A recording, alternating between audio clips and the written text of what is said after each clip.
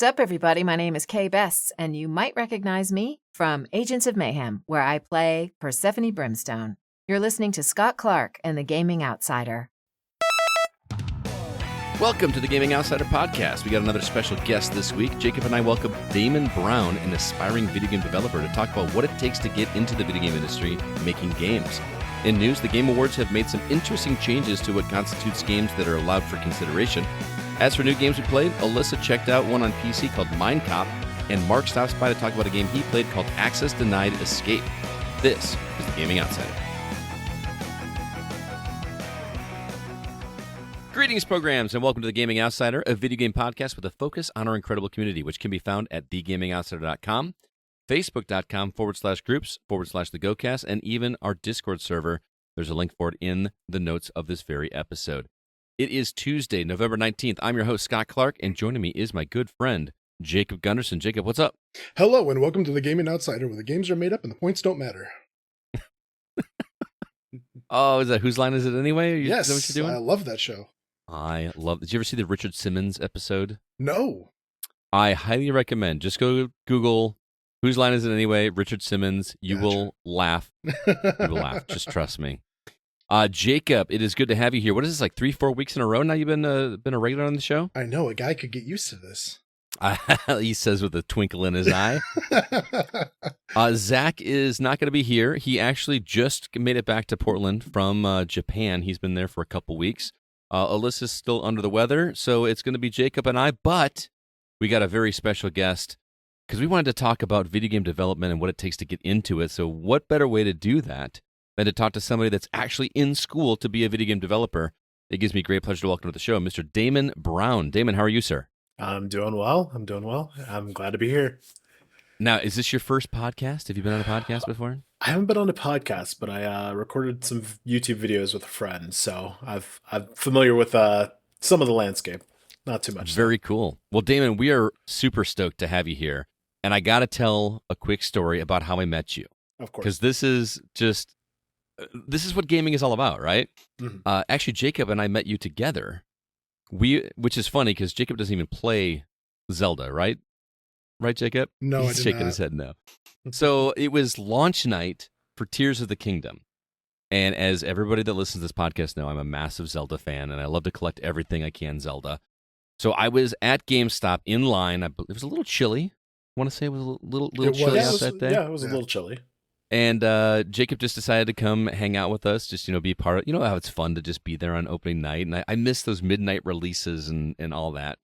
And lo and behold, Damon is standing right behind me, and we get to talk, and he's a massive Zelda fan as well.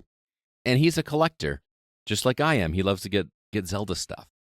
And I am beside myself because I wanted what was it? It was like that little wooden board. I rember this. Yeah, yes, there was a little wooden board that did not come with Scott's, and you were it a did not nice come person. with mine. Somebody hooked me up with one, but that wasn't you, Damon. No. But what you did hook me up with is we're sitting there talking, and this is what an awesome guy Damon is. There was like it was like this round circular thing that had the Tears of the Kingdom logo on it. It was only available on the Nintendo, shop through the, using points. Mm-hmm. You couldn't buy it with points. money. You had to buy it with Nintendo points, like the silver points, the gold points, or whatever. And I didn't have enough points. And I am just like, this sucks. Like, I have no way to get this. I'm going to have to scour eBay. Damon hears this conversation and comes up to me and taps me on the shoulder and says, "Hey, dude, what's your address? I got enough points. I'm going to order it for you and have it sent to you."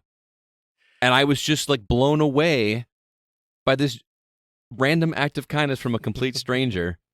And it was just, I just got to say once again, man, thank you so much. It's still sitting in my Zelda collection. It's awesome. Of course. It was so cool talking to you about Zelda and, comparing our collections and, you showing me some of your stuff you had. And as soon as I, saw it, I ordered one for myself. And then, I saw you looking and you couldn't find it. And as soon as you, were like, I don't have enough points, I'm like, well, I got enough points for 2. Let me help them out. Oh, man, it just made my heart melt, dude. I'm sorry to say it like that, but it really did. Because that's just a very generous thing you did for someone that you didn't know. That was really cool. So you guys, we're a bunch of nerds. I know. Zelda nerds, the best kind. Best kind of Zelda nerds. So it was great to meet you, and I'm sorry it's taken so long to get you to be a guest on the show, but part of me is glad because, were you in school at that point? I was not. So it was kind of fortuitous that mhm. I can't remember how you reached out to me, I reached out to you. Long story short, you are here, and I'm stoked to talk to you, man. So thanks for being here. Let's get into it, as we always do, and talk about the games that we've been catching up on. So what have you been tackling on your backlog there, Damon? So I actually picked up. I played it when it first came out in 2019, I believe. Astral Chain. Um, Okay. it's on the Switch. I actually loved that game when it first came out. I was super excited. Masakazu Katsura. I'm a huge manga slash anime fan too. Did you hear So how easily he rolled that out of his mouth, man? I have to, like, when I had to do it phonetically and had to read it, you're just like right there. Like, oh, but this is a learned skill from years of reading manga and watching anime. Uh, But yeah, no, I he does the art for one of my favorite manga, Zetman, and Platinum actually recruited him for the character design and the monster design and everything. So I thought that was super awesome. So yeah, I just hopped back into playing that. It's an OG Nintendo IP. Nintendo owns the IP for it, so I'm kind of hoping for fingers crossed for number two when it comes out for the Switch 2. did it sell Um, well? believe it sold over 1 million, so Oh, technically that's a win mhm. for being a that's brand new that IP. that's too worthy. Yeah, that's new IP and platinum. That's not too bad. Right. Yeah. Um, and then I've also been playing Core Keeper. I don't know if you guys have played that, but I haven't, but I'm so curious about it because I didn't realize it until you mentioned it and put it on the dock here mhm, that it is available on Game Pass and mhm. it's multiplayer. So Yes. I would love to play with Jacob, but he's anti Xbox apparently. So I would have to buy it on PlayStation to play with him. Buy And it on PlayStation. Yeah. yeah, why Well, would I do that when I got it on? I could get it for free on I'll Game use Pass. the Xbox service on my computer Oh, that's there we true. go. that I That's There never we true. go. use, that I still have. So tell me about this game because I love me some dungeon crawlers and I Mhm. love that rogue formula. Is this a rogue? It's not a rogue. It's kind of like a mixture between Minecraft and Terraria. Oh, Um, you sold Jacob. Yeah, it's actually super, interesting. I played it during early access, and essentially you start off in a dungeon and you start mining for all these different types of items, and you can grow farms, defeat weird enemies, and eventually you kind of discover the reason for the core, quote unquote. The core that's there when you drop down in this middle of this big cave. So it kind of fills that dungeon crawling itch, but also it's got that Minecraft kind of build your own kind of stuff. It's got both of those feels, so it's the best of both worlds. Jacob, you're shaking your head. Do you not like Minecraft and Terraria? I love Minecraft. My kid is playing Terraria now, and I call it the cheap version of Minecraft, even though they've added so much nonsense to it that it's moved farther and farther away from what Minecraft Hmm. was. But yeah, I tried to play Terraria with him, and it's like, okay, and then we're gonna go down here, and we're gonna go into this Guardian Tomb area, and we're gonna kill this guy, and we're gonna take that thing, and we're gonna shove it over here, and we're gonna summon God, and then we're gonna get this sword. And yeah, no, I'm not doing all that. I'm good. I don't know. This one looks interesting. And for those that aren't familiar with it, I mean, check out the trailer or whatever. It's dungeon crawler, like top down dungeon crawler, or like slightly. I wouldn't even say isometric because it's not like angled or anything. Yeah, it's more 2D. Um, Mhm. but I don't know. Might be fun. Might be fun. You recommend it? Yeah, I highly recommend multiplayer. I believe it has up to 8 people who can play. So Oh, I only read 4. That's 8. That's yeah, crazy. I want to say that there was, I've seen some videos of people playing with, multiple people. A Switch might be a little more limited. That's what I'm playing it on right now with my Hmm. girlfriend. But yeah, I remember playing it with a few friends in early access, and it's such a blast, running into random things and discovering some new enemies. Very cool, man. I may have to check that one out, especially Game Pass. Why not try it out? Mhm. Yeah, it Jacob, what is. about you? It is up to 8 players. That's nuts. Wow, crazy. What have you been playing, Jacob? I've been playing Sulphur and another game that we'll talk about later, but Sulphur's still going. I have about 75 hours into Sulphur. The game is not fully released yet, and so I've beaten the parts of the game that have come out. And they do a couple of things that are similar to other games, but the last boss fight I just did scared the ever-loving nonsense out of me. I got to a part of hurt the boss to a point where they're changing the style now. And now they're going to be doing something else. And it turned off all the lights in the room and everything went completely dark. I couldn't see where I was going. I couldn't see the items I was running into. I couldn't see even the gun in my hand. I couldn't see. And Wow. At some point, a little light in the corner of the room pops up. And from that light, the boss shoots you with fire. And I was like, oh man, like, what do I do? Because it comes up, it makes a noise, and then it shoots the fire. You get hurt, you start burning, you're healing a little bit. And at some point I just thought to myself, man, what am I doing, or what am I going to do other than just stand here and die? And I was, taking my chances and shooting at things and whatnot. And I thought I knew the light was a marker. I didn't know what though, specifically. And so I was shooting around the lights because she was floating in the air. So I thought maybe she was floating above it. So I shot at that. It didn't work. And I shot below it. Didn't work. I hit it and it happened. Lights came back on, fight progressed. And it was actually really cool. But man, that game is very cartoonish and actually really scary at some points. Well, you said even at the beginning, wasn't that the one where like when they die, but they still like turn towards you even after they're dead on the ground? Yeah.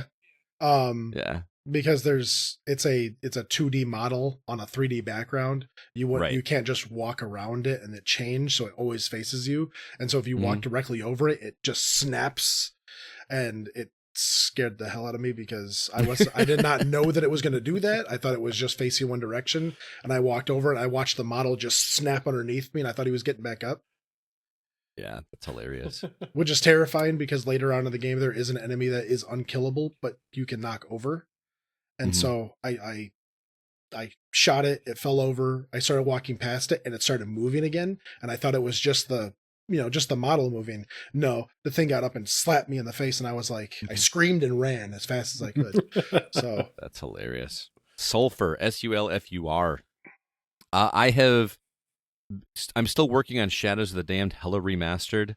I really wanted to finish it before getting here. I wanted to have it under my belt so I could start another game that I really want to play. But alas, my wife had other plans for me last night. So you probably can't see it behind me, but I had to move all the furniture in my basement off of the carpet so that we could get the carpets cleaned on Wednesday, and that took some time. And I'm in the last act. And Jacob, you need to play this game. I don't care if you need to come over and sit on the couch and play with me or buy it on Steam. This has your sense of humor all over it. Damon, have you ever played Shadows of the Damned back on 360? I've not. I don't know if I've heard of it, actually. I've mentioned it in the past, but this is a game that would not fly by today's politically correct standards. This is a game that is full of phallic jokes. And like just way more than I ever expected. I've actually been trying really hard to get Jacob to play this game by texting him random quotes from this game, being like, dude, you got to play this. I think randomly I just said, dude, I just upgraded my boner. And apparently what happened? Your wife saw the text?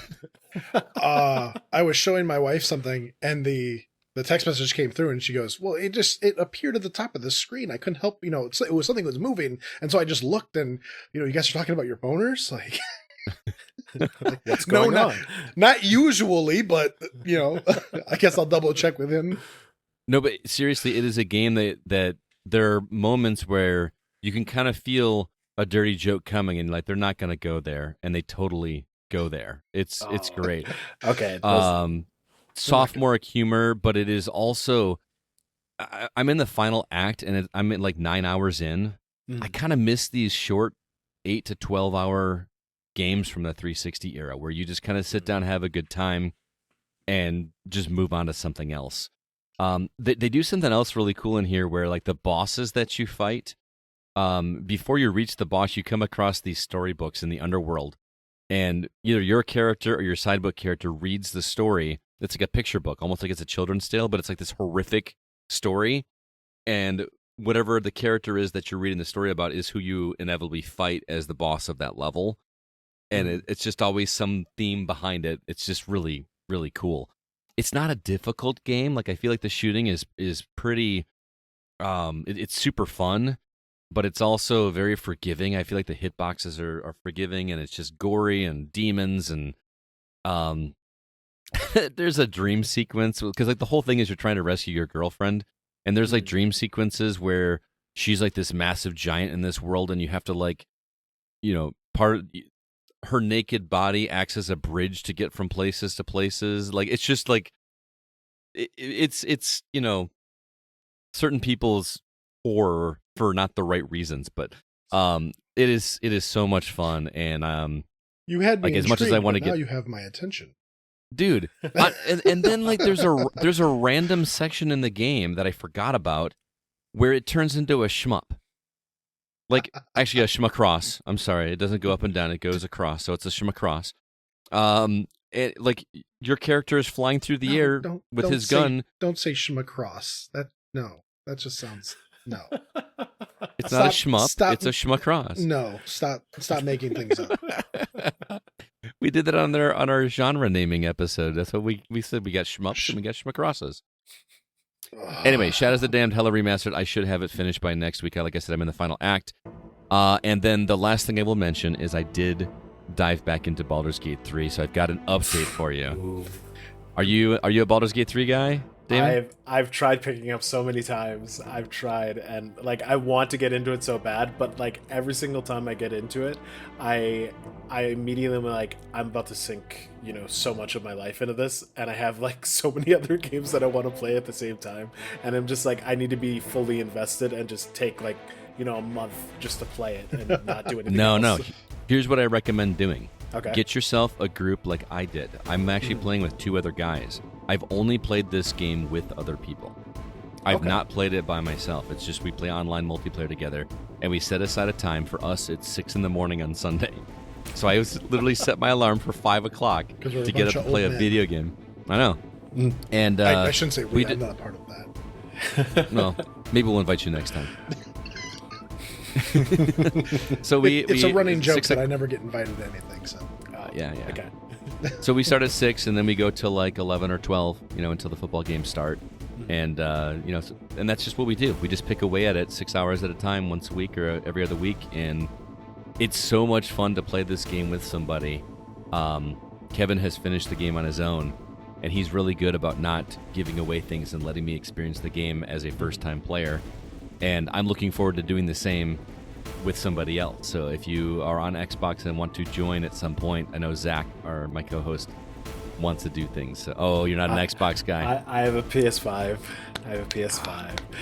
Stop applauding. Put your hands down. I salute you. So I got to tell you very quick about what happened on this week's Baldur's Gate 3. So, if you remember last time, remember the underwater prison, Jacob, where I had to rescue somebody, and the bad guy blew up this underwater prison, and I had to get this guy out before the thing flooded. Got him out, and now I have to figure out how I'm going to deal with this bad guy that now I was allied with, and now because I went and tried to rescue this guy, he hates me. So we keep coming across this, and I'm doing a side quest for one of our main characters. His name is Will. He's this character that has made a deal with the devil, and he's now got horns growing out of his head. And we rescued his father, which was a whole thing we did last week. And now we realize that in order to take on this bad guy, we have to summon a dragon by the name of Ansur. And so we're going through trying to figure out what we got to do. And we come across this underground labyrinth that is full of puzzles that you have to solve. Kind of like just these really clever little puzzles. I mean, one of them's a fight, don't get me wrong. But like, you have to kind of figure out what you have to do in order to, go through this door, solve the puzzle, come back, and now another door is open. Solve up that puzzle, another door opens, and so on. So finally, we get to the bottom, and we find this dragon skeleton. And keep in mind, I understand this is Dungeons & Dragons. We have not encountered a dragon yet. So my first encounter with a dragon in Baldur's Gate 3 is a dead one, right? Just a skeleton. We go and, click on it or whatever. It comes to life. And there is a massive reveal here. It's so massive that I'm actually not going to say it here. But there's a character that I've been interacting with in this game for quite a while. Come to find out, his identity is revealed in this moment. And it's a mind-blowing reveal. Pretty cool reveal. And this person has killed Ansur. That's why Ansur is dead. So Ansur's not happy with us because I'm now allied with this person that killed him in his past life. So inevitably, we have to fight Ansur. And it was an epic fight. It was so cool.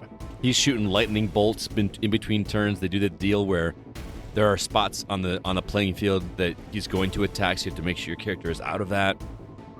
And we barely got through that fight. It was like by the skin of our teeth. Actually, one of our characters was actually dead. We had to use a scroll of Revivify to get him up.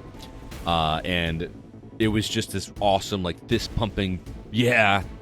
But now I'm like, what are we going to do? We just killed the dragon that was supposed to help us overtake this other bad guy. So I have no idea what we're going to do next in order to move on with the story, but had to share that story with you. It was awesome. So Baldur's Gate 3, getting close to 100 hours. How did you guys summon Unsur? Did you guys push the little blue button on your rearview mirror? There that's no OnStar. My bad. Such a dork. I'm the king of dad jokes. Stop doing that, man. Stop doing that. Sorry. Oh, no. All right, well, that's the thunder. That's the games we've been catching up on. Let's go ahead now and jump into the week's news.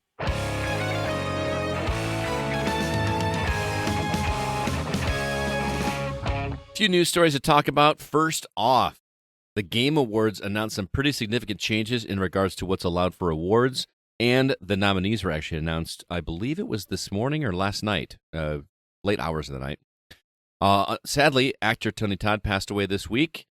Footage from Valve's canceled third episode of Half-Life 2 has finally seen the light of day. And lastly, Amazon's TV show based on Tomb Raider might have its new lead actress. Damon, you are our guest. Which story would you like to talk about? I know this is probably something that is a little lighter on the topic, but lighter but not as light. But Tony Todd passing away, that would actually, when I saw that happen, I looked over at my girlfriend. I'm like, man, we just watched that movie this year for Halloween. I tried to watch Candyman, who's in that movie. And I try to watch it, at least once a year, because that was like one of the first horror movies that I remember. Oh, really? Yeah. It was, I remember watching it and being so afraid of mirrors for like the longest time. And mirrors and bees and mirrors and bees, and I found out I wasn't allergic to bees, and I still don't think it alleviated the fear of bees. But interesting. But Tony Todd was great actor. I loved him in as the voice of Venom. He's a very good voice actor, and it's really tragic. You start to get to an age where you start to see people that you grew up with, pass away more and more, and iconic figures. And I think Tony Todd was one of those guys that, they're immortalized in some type of way in movies and film and games, and you'll always have him that way. But it's sad that he's not here anymore to give us new work. Yeah, I've actually, don't shoot me, but I've never seen Candyman.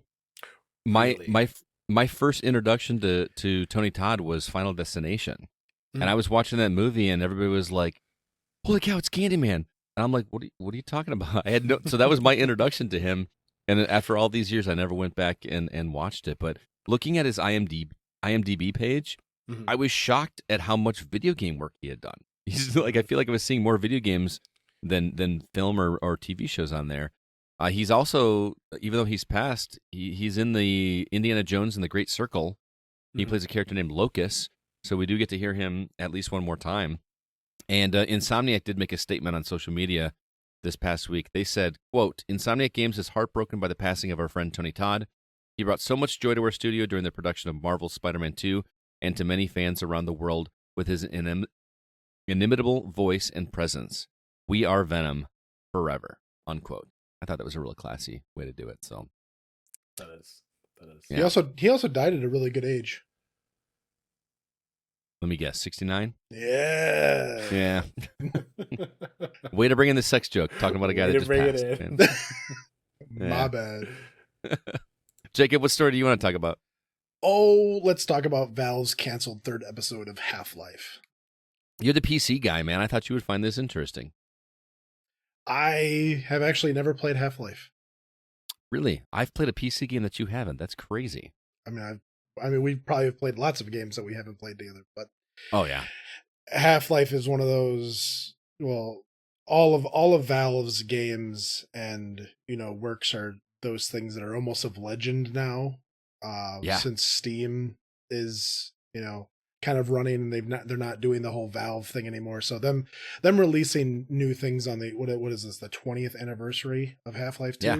That's that's just awesome. It kind of goes back to the whole like Halo 2 releasing the demo level. Yeah. Like it's just a good homage to what they've been doing and all that stuff. I just everyone just waits for the day that they come out with a 3 of so many of their games that they're looking forward for a 3, but the running joke is he can't count to 3, so that's why there's not. But it's just everyone's kind of waited with bated breath to see what they do next. So did you pick up Half-Life 2 since it was free on Steam this week? no. Oh, I mean, I should have texted you. I didn't know you'd never played it. I just kind of assumed you had. Well, Until the 18th, so yesterday, it was the last date that was available for free. So oh, that's unfortunate. You might. I don't know if the sales are still there, but they were offering like every Valve game for like a stupid low cost. Like it had Team Fortress and the Portal games and all that kind of stuff as a bundle. So. Oh my goodness! Half-Life 1 and 2 are both 99 cents on Steam. Whatever will I do? Oh well, hey, if they're that cheap, then you might as well. But Half-Life 2 is one I've never gone through, and I played a little bit on Xbox. But it's a game that is so revolutionary in a lot of people's eyes, but it still feels like a 20-year-old game. You know what I mean? Like, I need to just give it another shot. But anyway, also in celebration, they made a documentary in commemoration of the anniversary. And in that documentary, they showed off some never-before-seen footage of Episode 3, which was canceled. And in that footage, there appears to have been plans for an Arctic environment, and he was going to have an ice gun, like a Frozone type thing where you can shoot an ice and then have a little thing to slide across. But in that documentary, Gabe Newell refers to the game as his own personal failure. That makes me want to go watch that documentary because, Half-Life is kind of a bare spot. I played a little bit of 1 and a little bit of 2. I hear Half-Life Alyx is where it's at, but I don't have a VR headset that can play it. So, but yeah, I'm with Jake. I just think that this is a cool story in terms of bringing. I mean, this stuff has obviously existed for a long time, and nobody's seen it outside of Valve in this long. And what a great secret to keep for 20 years. Well, I guess it's longer than 20 years because it was after Episode 2 release, but. There was a lot of scrutiny in the video game industry years ago with information that they would separate from the company. They used to have security teams at the front doors of developing studios that would pat people down to make sure no information left the studio.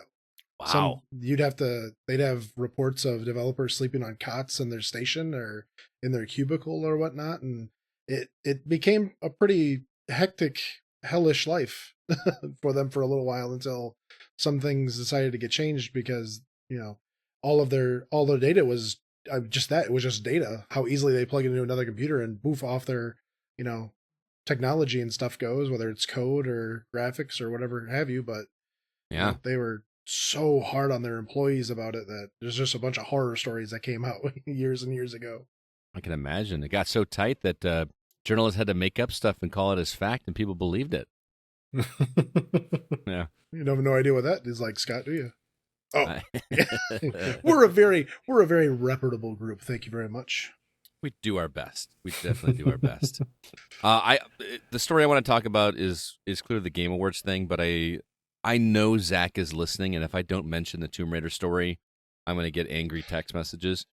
Sophie Turner, who played Sansa in Game of Thrones, is currently in talks to play the role. No clue when it's going to happen, but it has been confirmed that the show will happen. Just don't know for certain if it's going to be her. This is live action, not the animated series, and I'm curious what you guys think about this casting. I'm not a huge Tomb Raider fan. I got into it with the rebooted series from Last Generation, but I don't see Sophie Turner as Tomb Raider. Or as Lara. I just don't. What do you guys think? No. Does she have square boobs? I don't know. I can't see it. Yeah, they're just underneath. She has to wear a padded bra to make her boobs look normal, but in real life, they're actually, I don't know. I mean, people have said that, nobody would have thought that Heath Ledger would have made a great Joker, and look how that turned out. Sophie Turner could be, I don't know if you guys have seen Game of Thrones. She started to have hints of being badass. There was a moment in, I don't remember which season, where she's at the Vale. I think it's the Vale, and she changes her hair color, and she starts wearing dark clothes, and she walks down the stairs and just has this look in her where she just looks badass, for lack of a better term. And I have hints of seeing her be that, but to me, Lara is more like a cool and collected already, seasoned badass. Yeah. I don't want to start over. I want to have a Lara that is already there. Now granted, Sophie Turner is an actress. She could probably do it, but I just haven't seen it yet. What was it, X-Men, where she played Jean Grey?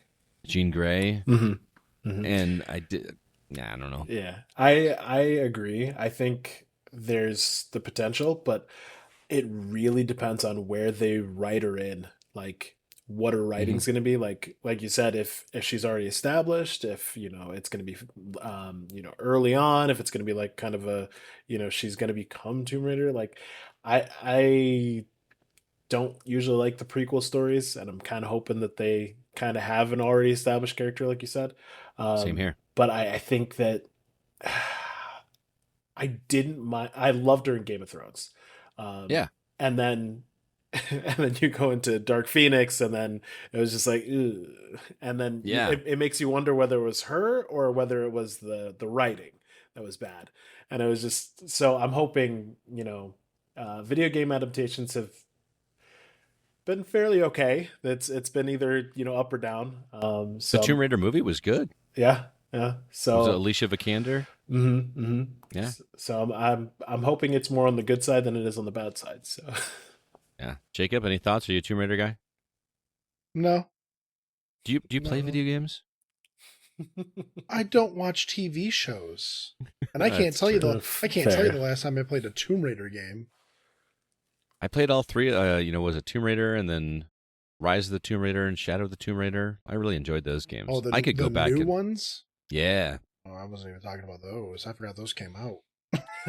I mean, I dabbled in the original ones. Those were, even for me at the time, they felt awkward to play. Man, those could. I remember those controls being rough, but also wasn't that one of the games where you had to stop the character and then turn it and then walk forward again, almost like Resident Evil style controls? I don't remember. I think it was more of a jump situation. Like you had to stop before you couldn't run and jump. You had to stop at the edge of the cliff and then jump or something. I don't know. Zach would be able to answer better than me. Zach. Oh. Anyway, he can't hear us. All right, well, let's get into the meat and potatoes of the news, which is the Game Awards. So before the nominees came out, there was this statement put out, or the Game Awards subtly just put this quote on their website that said this, quote, "The Game Awards aims to recognize the best creative and technical work each year, irrespective of the format of that content's release. Expansion packs, new game seasons, DLCs, remakes, and remasters are eligible in all categories. If the jury deems that the new creative, and technical work to be worthy of a nomination. Factors such as the newness of the content and its price or value should be taken into consideration. Unquote. Now, there's been all kinds of talk about this since this happened. And the buzz is that with these changes is that people think this was done so that Elden Ring's DLC Shadow of the Erd Tree could be considered for nomination. So before we get into the actual nominations, what do you guys think? Should expansions and DLCs be considered for Game of the Year? I'm going to have to say it depends on what your definition of these items are. Because expansions have been slowly moving into the DLC range, or being named DLC versus an expansion. And from the sounds of it, Shadow of the Erd Tree is an expansion on a game rather than just DLC. It's not just another dungeon. It's not just another weapon or a skin or whatever. It's a complete second half of the game that's added almost as if, like WoW used to do. Those were expansions. They were the same game, yes, but they were almost, you could put 2, 3, or 4 after them, but while staying in the same realm. That's all that the Elden Ring did. But yeah, DLCs should not ever be considered for that kind of stuff unless there's something for some reason mind-blowing, like amazing realistic graphics are added to Minecraft or something. Then yeah, okay, great, that's, you get the best award for best graphics, or whatever. But no, DLC that's cheap or small or new maps or skins, like that kind of stuff, should not be. But expansions, I feel like they should be. They're a completely different game. They've been worked on. They've been set up to be bought and sold as an expansion, a second half of the game rather than just an additive. Interesting. Damon, your thoughts? Looking at the list that they made, I would agree expansion packs. Seasons I can kind of see as well, but DLCs, remakes, remaster, well, DLCs mostly is my cutoff probably. It actually kind of reminds me of I just picked it up the other day. I say the other day, it's been like 3 months. But I just picked it up. I don't know if you guys know Xenoblade Chronicles. Oh yeah. So they released I don't remember if it was considered an expansion or a DLC, but number 2 had a full second part and it was called Torna, and they actually released a cartridge for that specific expansion, and so it's a whole separate game pretty much. You can play. You have to have the first one downloaded onto your oh really? Yeah, you have to have the save file on your Switch, but it is a whole nother cartridge, and you pop it in and play a full nother game, and I believe it's like 40 more hours of content. So wow. Like I can see where expansions and stuff like that, especially with Elden Ring, that could be considered an addition to the game. So I could see how that could be considered for the Game Awards. I struggle with it when it's not a standalone thing. Mm-hmm. Like if I can't go play Shadow of the Erd Tree without owning Elden Ring, to me that's not a new game. That is an extension of an already existing game. Did they put a lot of work into it? Yes. Am I going to want to buy Shadow of the Erd Tree if I haven't played Elden Ring? No. I'll just go play the base game first. You know what I mean? Mm-hmm. I struggle with that. I struggle with the remake and remasters. I think remakes I'm okay. Like when they get the Resident Evil 2 treatment, where it's the same story, same setting, but completely different game built from the ground up.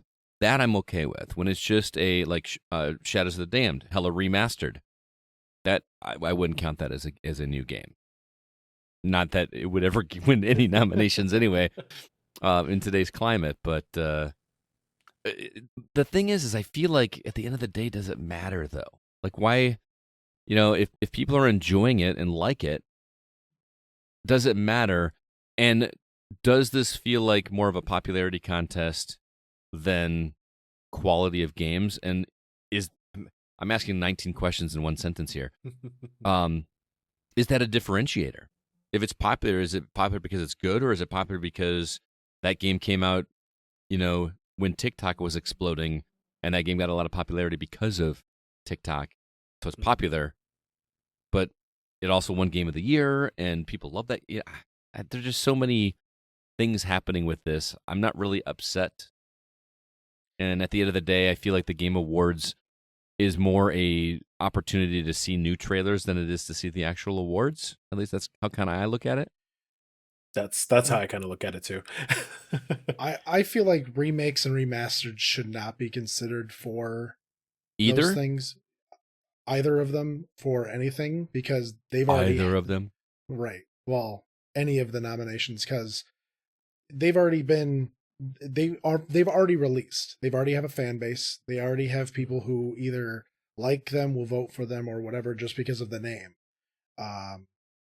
It's almost tainted, not in a bad sense, but in the idea that like it becomes a popularity contest where someone goes, "Oh, I know that name," and so they vote for it because they don't know anything else, or something along those lines. But when you have a game that was released in '09, running again in 24, like they've already had their year. They already had a first day release.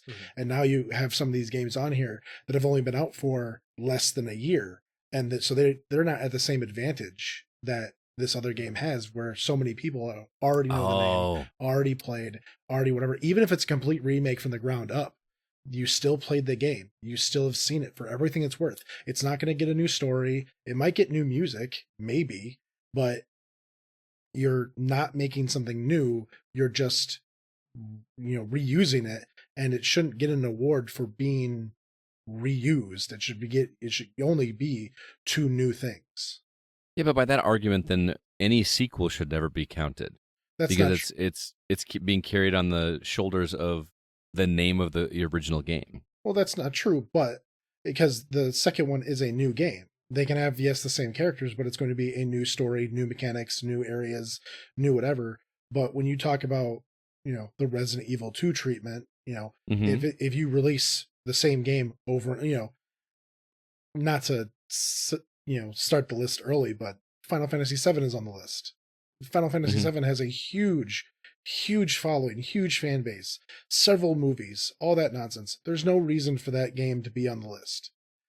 It already had its year. It's already been done once or twice before. There's no reason for it to get another year. It's just pushing other developers, other games out of the way for its own sake. There's no reason for it. Now, I'm actually kind of curious, because I think there are some remasters that definitely do not deserve to be on the list, but I know that there are some remakes that actually include like an additional story mode, or like an additional things like that. Would those also be taken out of the running just because they've had their year? Or we've backed him into a corner. No, you need to have it's a discussion. It needs to be thought about.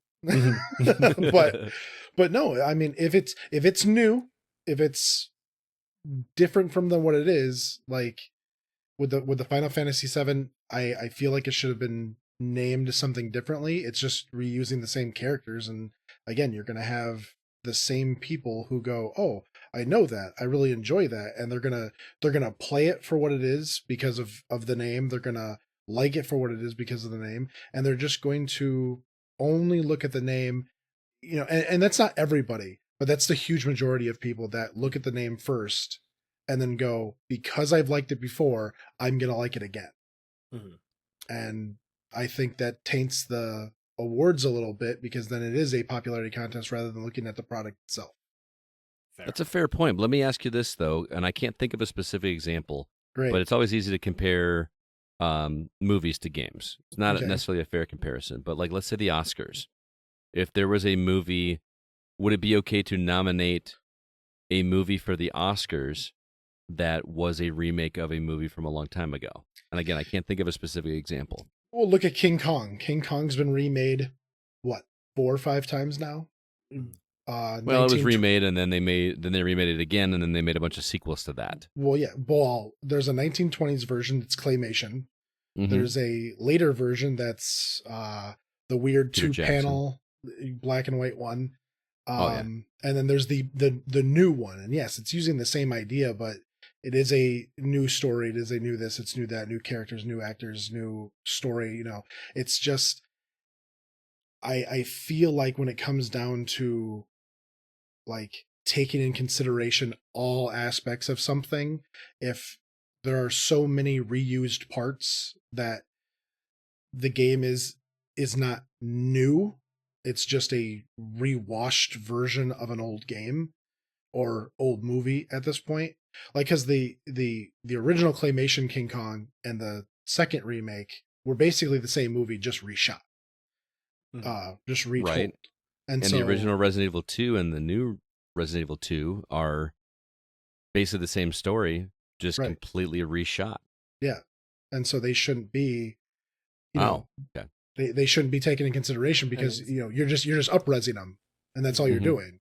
And so you're going to have these people who go, I know that, I love that, I'm going to vote for this no matter what, because I already have knowledge of this game, versus going back and maybe playing, because I haven't played some of the games on the list, but if I was doing a voting, a serious voting for what was actually going to get an award, I'd want to play all of these games with an open mind and make sure that all of these things are, you know, where they're supposed to be. You know, this story is here, this, you know, developer is here, the gameplay is there. But if you have a game in there that people have already played and already enjoy at a certain level, then it's gonna, you know, that one's gonna be bumped up further than other ones. And they don't even need to play that. They just go off the name. Interesting. I'm not sure where I land, honestly. It's an interesting conversation. It really is. I mean, Yeah. there's just so many moving parts, and nobody is going to ever agree on it. Everyone's going to say different things, and Yeah. I come back to the question: does it really matter? You know, like, I mean, when we want people to have recognition, we want people to get recognized for the quality of the game, not just how popular it is, because those are two different things. And I want people to get recognized for their hard work, and for, you know, and for them to get the recognition so that they can make bigger and better games in the future. You know what I mean? Yeah. Because it, you know, with a remake, yes, it is using the same intellectual properties as the first game, but there is a completely new team working on it. Yeah. And that team does deserve some recognition, but I feel like that recognition should go to a newer thing versus reusing an older idea. Yeah, it's an interesting argument. I'm not sold one way or the other. I'm genuinely not. So No, and it doesn't work for everything, you know. yeah. So Well, let's It's kind talk of about the kind of actual list. sold. We've been hinting at it already, but we're not going to go through every category. We're just going to do the game of the years. But here's a list: Astrobot from Team Asobi and Sony Interactive, Balatro from Local Thunk and Playstack, Black Myth Wukong from Game Science, Elden Ring Shadow of the Erdtree from Software and Bandai Namco, Final Fantasy VII Rebirth from Square Enix, and Metaphor Refantasio from Studio Zero, Atlas, and Sega. So, I just want to point Right out off- that you missed the first from Soft. from Soft? From Soft? I just said from. I said from Soft? Okay. So here's the interesting thing is these are the Game of the Year nominees. I'm on a video game podcast, and I've played 3 of them. Mhm. You know, I don't play Elden Ring. I'm terrible at Souls-like. Black Myth seems like a Souls-like game. And Metaphor is just, I'm sorry, there's 6 of them here, not 7. So I've only played half of them. Metaphor is brand new, and I don't have time to play 120 hours of a JRPG. So, yeah, I've played half of them. What do you guys think of the list? Any predictions? I've heard a lot about Astrobot. I haven't played Astrobot, even though I own a PlayStation. And It's so good, and- dude. It's so good. my girlfriend is a massive Mario fan, so I feel like I'm missing out because I've heard it's very similar to, you know, Mario with the platforming and everything. Dude, it's the best. It's the best Mario platformer since Galaxy 2. Like, okay. it's Okay. really, really good. Spoiler alert: I haven't written the review yet, Mhm. but I've only found one flaw in the game, and that's with its DLC. So it doesn't even feel fair to knock any Was it- points off. Was it about Time the trials. time trials? Time trials. Thank you. I hate time trials so I was much. actually right. I was listening to it, and I was like, I was right there with you on that one. I hate time. Oh, I what a hate way to- time trials. Awful, Yeah. awful. Um, I've never played Balatro. I've heard it's really good. Black Myth Wukong. I actually love that game. I've been playing through that one whenever I get the chance. Um, I haven't picked it up because I got busy and picked up Astral Chain again. I never finished Elden Ring, so I wasn't going to pick up Shadow of the Erdtree. And then the only other one I've played is well, I've watched my girlfriend play Metaphor. She's a huge Persona. Atlas fan. She actually hates Persona. Really? Yeah. So I love Persona. So I love Persona 5. Been playing through that off and on for a year now because it's long. But she played through Shin Megami Tensei 5. She played through the second version of it, and then she's playing through Nocturne right now. So, and then she picked up Metaphor. So, and I think she's like 50 hours into that. So, I've been watching her play that, and it's very interesting. So, I don't know. My guess is actually probably going to be Elden Ring, if I'm being honest. Jake, what do you think? Oh, I hope it's Elden Ring. You do? I do. You just got done saying.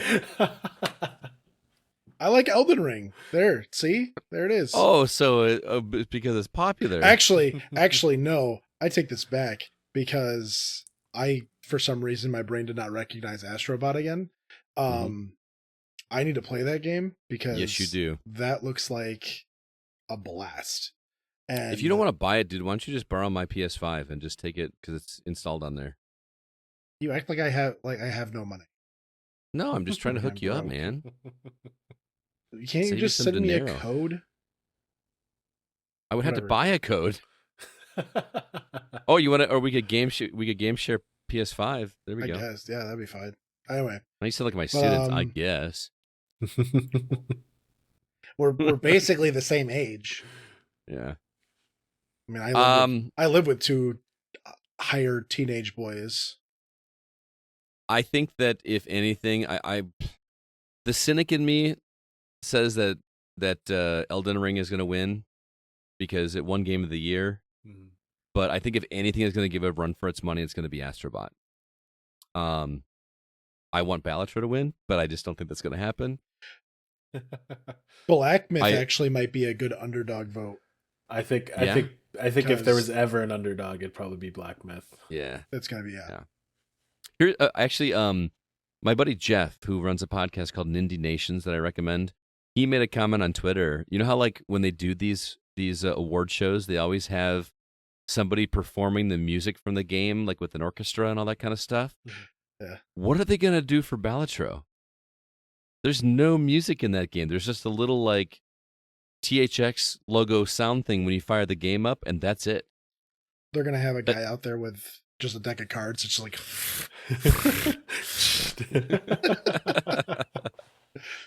that's hilarious. Well, that is the week's news. I was able to get all 4 stories in there. Before we move on to the new games that we've been checking out, I want to remind everybody about Patreon. We've got a way that you can fund and help support the Gaming Outsider. If you like the show and would like to give back a little bit, you can go to patreon.com/thegocast. For as little as $1 a month, you can get the episodes a day earlier than everybody else. And at the $3 and $5 tiers, you will get 1 or 2 bonus episodes, respectively. Most recently, Jacob was on a Desert Island Games episode. If you're not familiar, that is where we ask a Go community member what their favorite games of all time are, and then what games they would choose if they were stuck on a deserted island for a undetermined amount of time. Had a good conversation. Also, we got an episode called Married to the Mic. That's where I got my wife to sit right here next to me and talk about video games for a half an hour. You have no idea how hard that was to pull off, guys. Highly recommend you check that out. Speaking of Married to the Mic, this month, now that Zach is back in town, he and his partner are going to do a Married to the Mic as well. I'm looking forward to hearing that conversation. And also, we are going to be doing a Desert Island episode with Mr. Alan Sheck, who is the developer of Catastrophic Inversion, the VR game that we had at R2V2 this last year. I know that name. Yeah. So I'm looking forward to doing that as well. And yes, $5 people, I know I owe you a second episode. We will get that done this month as well. I just got to get something lined up. But again, if you would like to check out any of those episodes or any of our past episodes, you sign up today, you get access to everything. And we got an awesome catalog on our website to help you track down the ones you want to check out. Again, patreon.com/thegocast. Now it's time for us to... We should have a Thanksgiving episode. A Thanksgiving episode? What are we going to talk about for Thanksgiving? Games we're thankful for. I mean, what's the difference between games we're thankful for and favorite games? Like, let's see. Games that I'm thankful for Ape Escape. Okay. Never played Ape Escape. Because they used the joysticks in a great way years ago, and I feel like people just took that and ran with it, and now we can't move away from the joysticks. Oh, okay. Interesting. So maybe like thankful for what they did for the industry? Yeah. Now you're making me think, dude. Now you're making me think. All right. Well, let's talk after the show and see if we can't line that up. But for right now, okay. Let's go ahead and jump into the new games that we've been playing.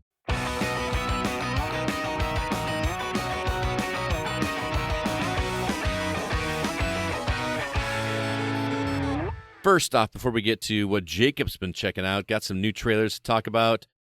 Marvel versus, not new trailers, new releases that are coming up for you able to purchase in the very near future. First off, Marvel vs. Capcom Fighting Collection Arcade Classics come to Xbox, PS4, and Switch November 22nd. Spiritmancer coming to PS5, Switch, and PC November 22nd.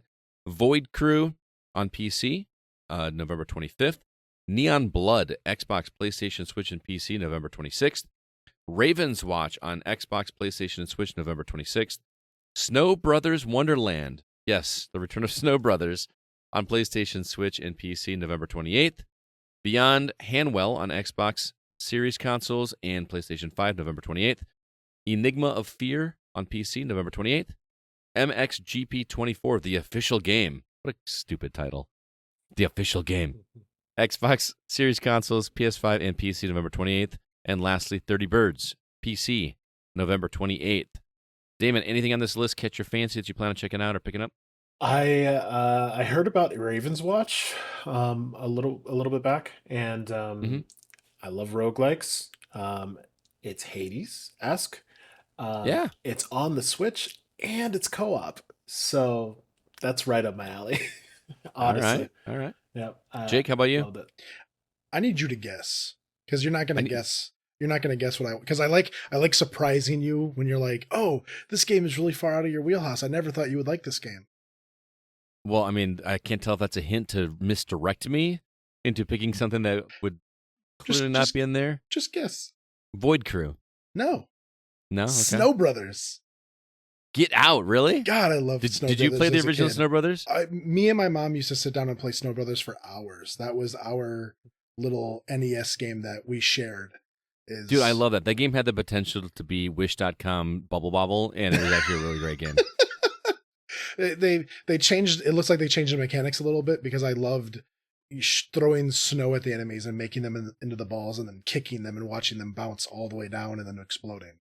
Yeah, it's almost like blowing bubbles at enemies and trapping them in bubbles and popping them and kicking. Yeah. Shut up.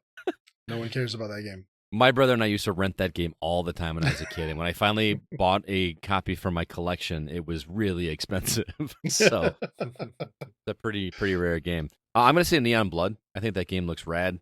The art style and everything looks awesome. I probably won't play it if I'm being honest, but that one stands out to me. But yeah, Damon, Raven's Watch does look cool, but at the same time, I still have Hades on my Switch, and I never finished it. I only got to like the third or fourth boss, I think. Really? But yeah, I was getting good at it. It was like I took it on a plane trip somewhere, and put a lot of time into it. I would have to relearn how to play that game at this point. But well, what Raven's Watch is Grim Fairy Tales, so that's always fun. Is it real? Oh yeah, you're right. I haven't watched the trailer in a while. She's Red Riding Hood, but she's a werewolf. I didn't even catch that. Holy cow. Yeah, I saw trailers of it every once in a while, but I didn't even catch it. That's actually really cool. So that makes it even more endearing. Well, Jacob, I want to talk to you about a game that you've been playing. No. I I should have known that you were into these types of games, and we've never talked about one of these games on the show before. Talk to me about Farming Simulator 25, the which you're playing on most PC. exciting game you'll ever play. The most exciting game, I swear. I've been doing nothing but like watching tractors go back and forth for the last 50 hours. So if you've ever played a farm simulator game before, it is just that.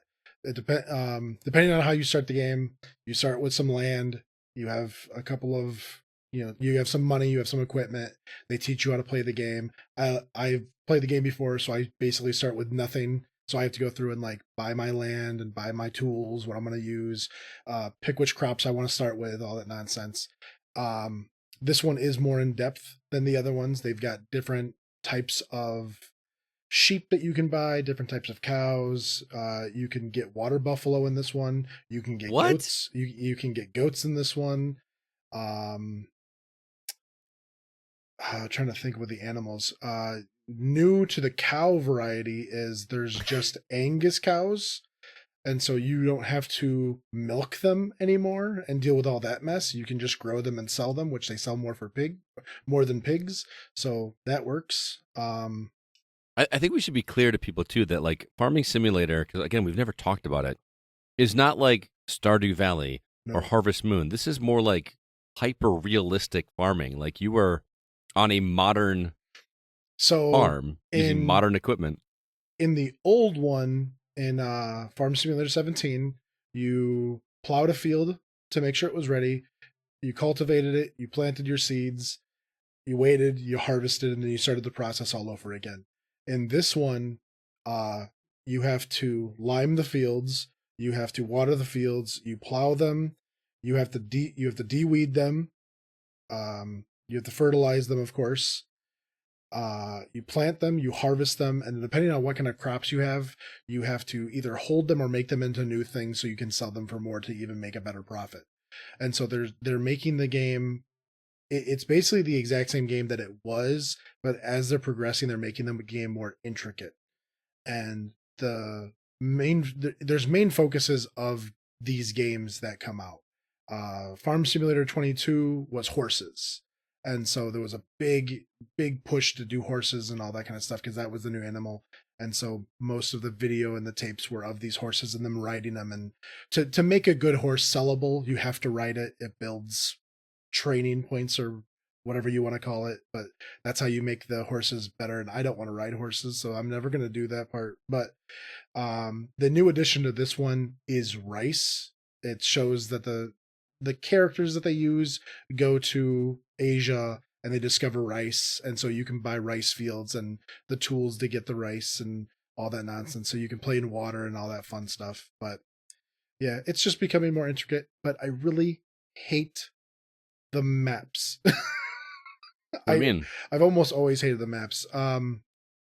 There's not really they've tried to make the maps also more intricate, or not just like point A to point B, but you actually have to travel through the maps. There's collectibles on the maps that you can look for, but I find a couple of them, but then actually never stop looking, or I stop looking for them because it seems like a waste of time. It doesn't seem like it actually does anything for you. It's not like it just gives you a bonus to growth rate or anything like that, like a cartoonish like Stardew Valley or Rune Factory would give you, but it just, you just gotta actually be. This one actually has tornadoes too, which is scary. I was getting ready to harvest crops yesterday, and the tornado warning went off, and so I started, freaking out and looking around, and it shows you on the map where it is, and so I went over and looked at it, and yeah, it's this tornado, and it's tearing up trees and tearing up crops and moving things around, and I was like, man, I really hope that doesn't. Like, I was just starting out again, and it's just like, I really hope this doesn't hit my field because I don't want to be ruined and have to start over again. I don't know why I do this, but rather than actually like play the game for profit, I play the game to test new things out, like what will work best. And so I usually end up bankrupting myself really quickly. Kind of experimenting, huh? Yeah, but that's what I do with most games. Also, speaking of experiment, one of the biggest things that they've done in this game, they have an AI worker that you can use. You can use any number of AI workers. It costs you money to hire them. But in the original games, when you used an AI worker, wherever you started, whatever was in front of them, that's the job that they would do. And they would just do it the way that you would expect them to do it, the same way that you would do it, except with limitations. If something got in their way, they would just get blocked, and they would sit there until the object was moved. In this new one, however, they will not actively leave the field. They will try to stay on the field no matter what. Even if that means doing like the little vacuum move where you like do the like over and over and over again in one area to make enough room for themselves to turn around, which is actually really annoying. Because the other ones, like, they would just go to the edge, they would drive off the field onto more grass or road or whatever, wherever you were there, and they would turn around, come back, and keep working the field, whatever they were doing. And now they just kind of, if there's a corner and there's nowhere for them to go, the computer basically breaks. It doesn't know what to do. It tries to solve it, but it can take a lot of time for the computer to figure out what it's trying to do. I've watched one of the new the AIs back up in a circle 7 times in a row and then go to a corner and quit its job because it was broken. And so I don't know what they were thinking when they it's going to be, field Jacob only. is overworking his hired help. Yeah, he fell asleep at the wheel. Just yeah, but he won't get off the field. Let him sleep, man. Yeah, maybe he won't break. Like let him, nope. feed him some lunch. Nope. They're on suicide watch. So where does this rank in the? Because you've been playing these games for a while. Where does this rank amongst the others? Is this the best of the crop? See what I did there? I would. Best of the crop. Okay. Yeah. Thanks. Cream of the crop. Cream of the crop. The cream always rises to the top. Mm-hmm. I would say it's better than 22, but I still enjoy. Well, I enjoyed 17 more because it seemed to be more freedom and there was more openness to the fields. You could go from one side of the map to the other side of the map without having to really worry about anything. And in this map, it's very closed off on one side.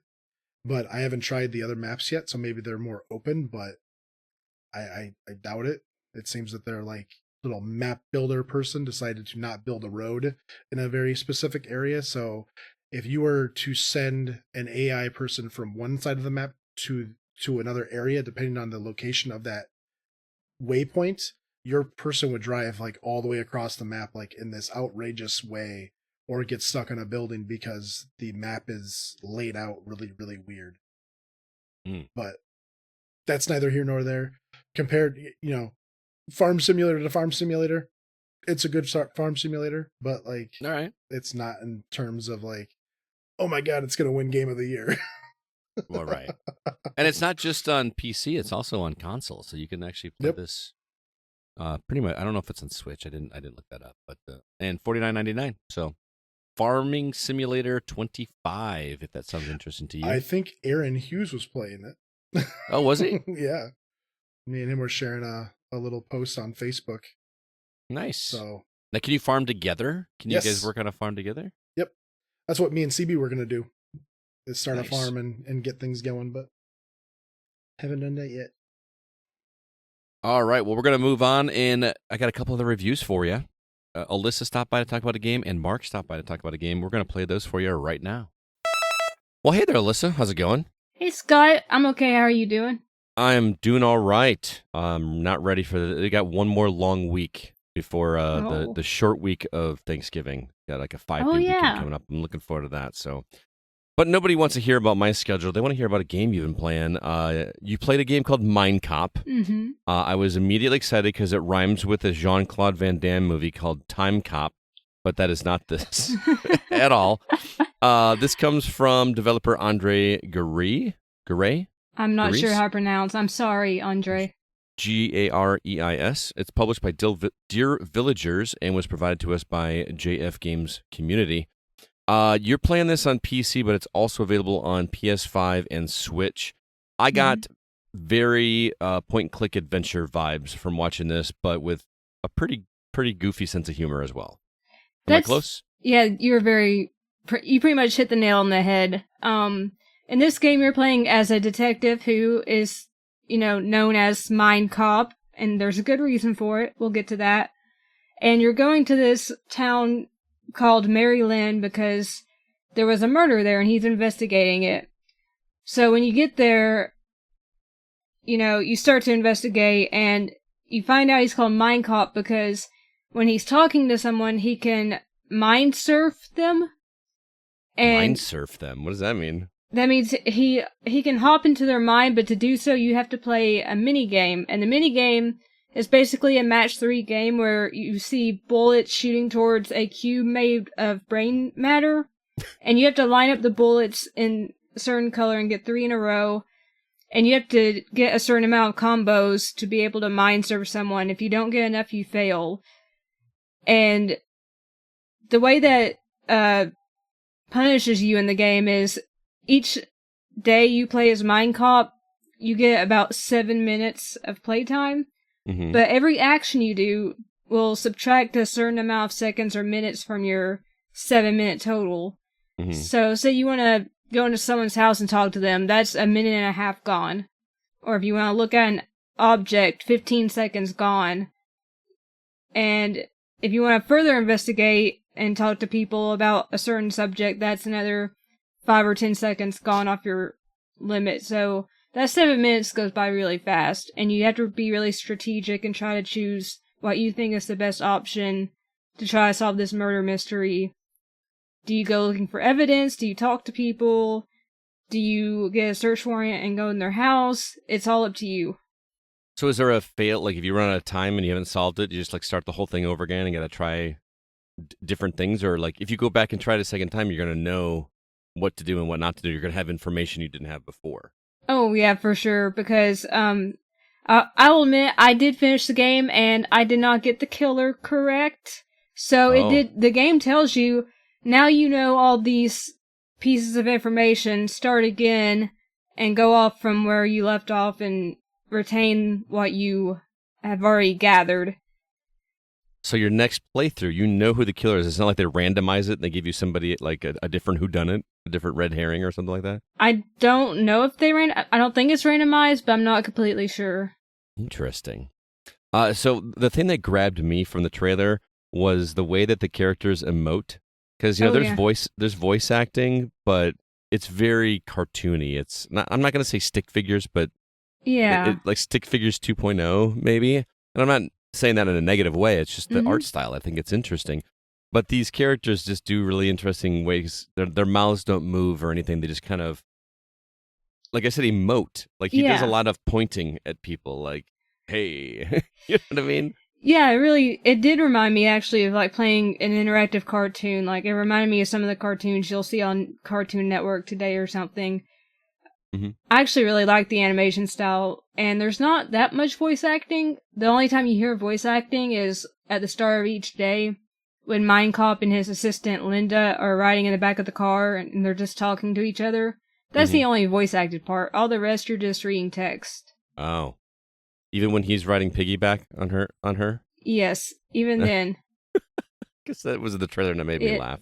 Yeah, Linda is a very tall lady, and if you would prefer to run, she will pick you up like a football and run with you. And then you'll also sometimes get piggyback rides from her. That's so she's really not funny. only your assistant, but your transportation mode. It's really funny. So this game is $14.99 on PC, PS5, and Switch. Do you recommend people check it out? Oh, for sure, if you're into murder mysteries and you don't mind that the game doesn't hold your hand at all, and, you know, you don't have to do the Mind Surf minigame, you can turn that off in the main menu.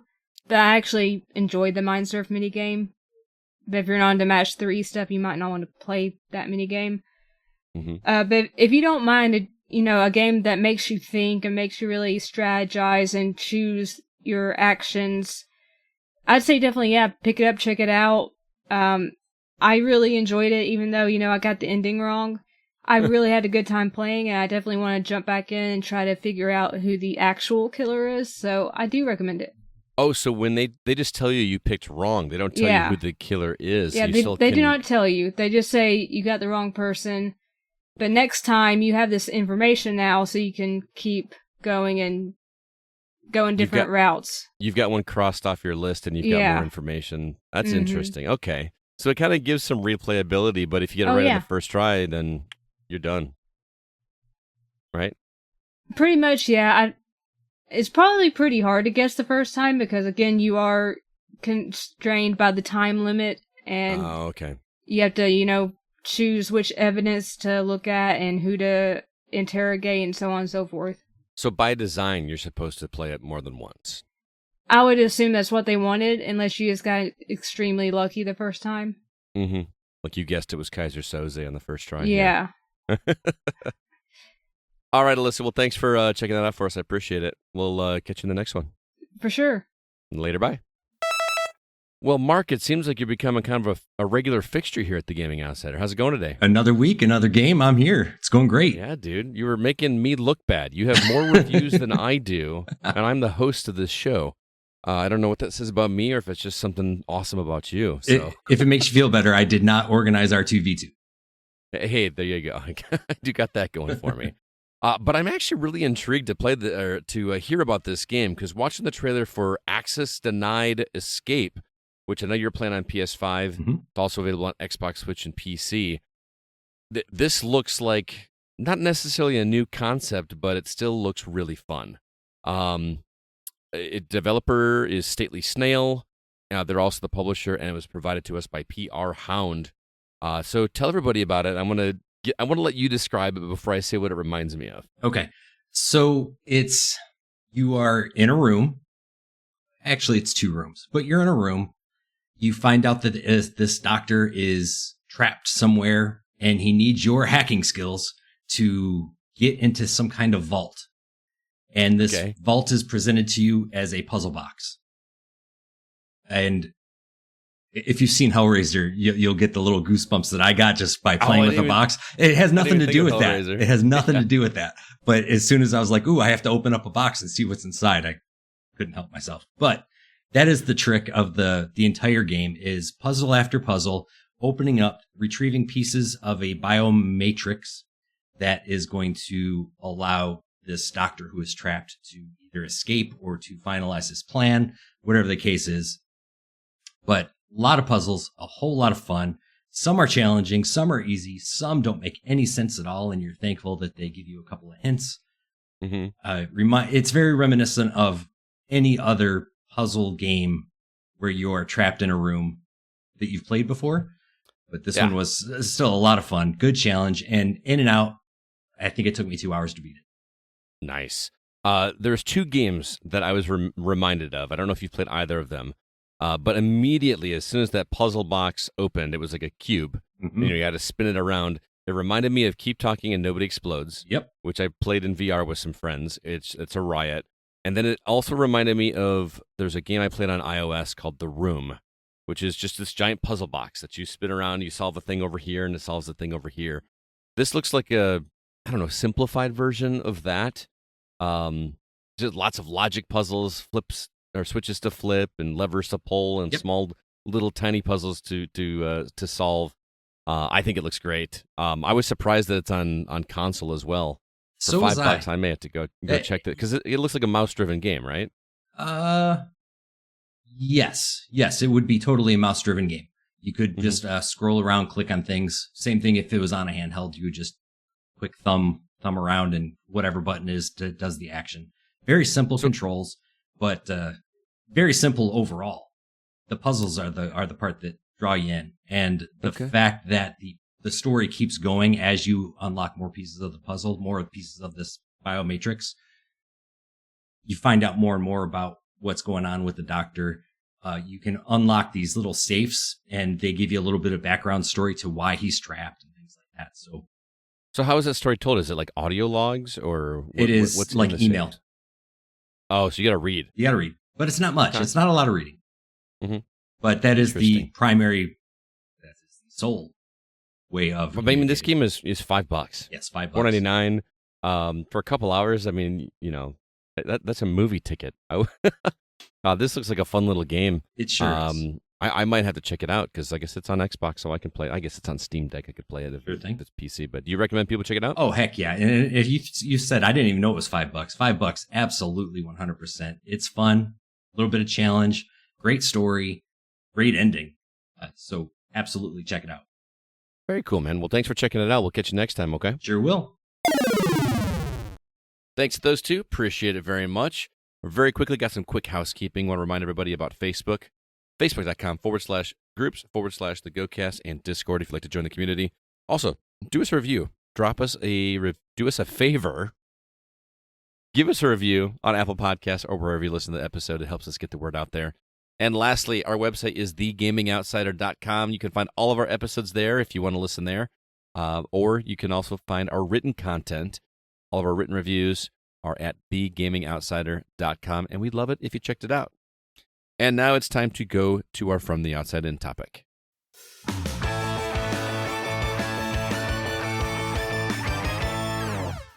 Damon is our guest this week, and he told me that he's right now in the process of starting his career in video game development. Now, we've talked to developers on the show in the past. In fact, we had Jonathan Concepcion on last week's show who developed One Bit Adventure. But this week, we have the unique opportunity to talk to somebody who's in the earlier stages of becoming a video game developer.